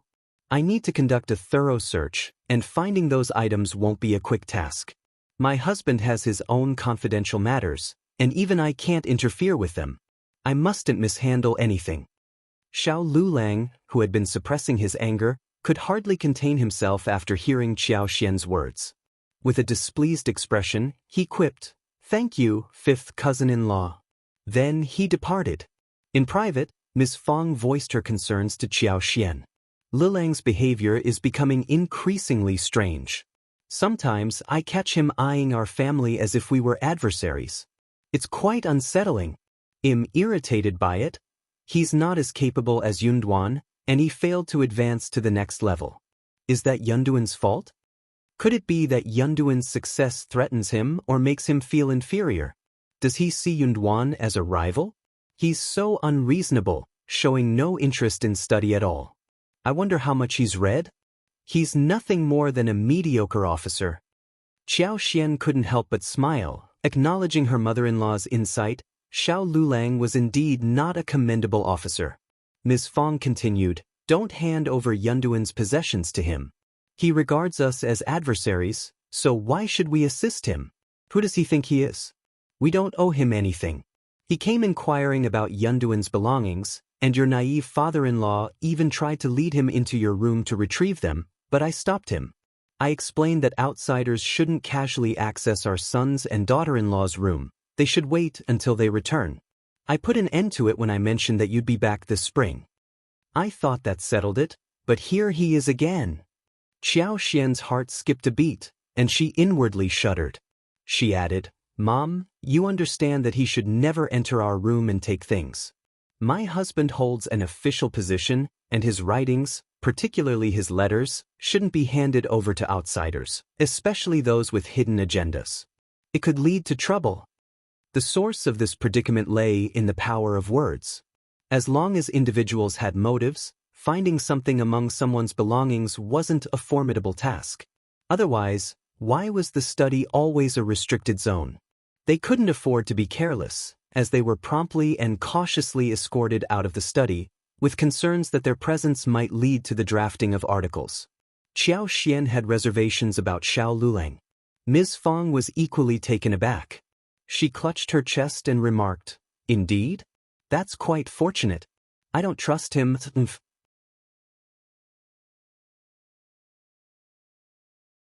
Ms. Fong had a knack for this. She remained skeptical of anyone she didn't have faith in, regardless of what they claimed. Ms. Ma even lamented that the first branch of the family was wealthy and looked down upon them, dreading that her son might outshine Xiao Yunduan. Consequently, out of envy, Ms. Fong was reluctant to offer any assistance. Xiao Xian grinned. "They'll just gather all of my husband's belongings and take them away." Ms. Fong concurred. "That sounds like an excellent plan." You're tuning in to the Wang Lin's Journey YouTube channel. Don't forget to subscribe and join us on this journey to catch the most captivating stories.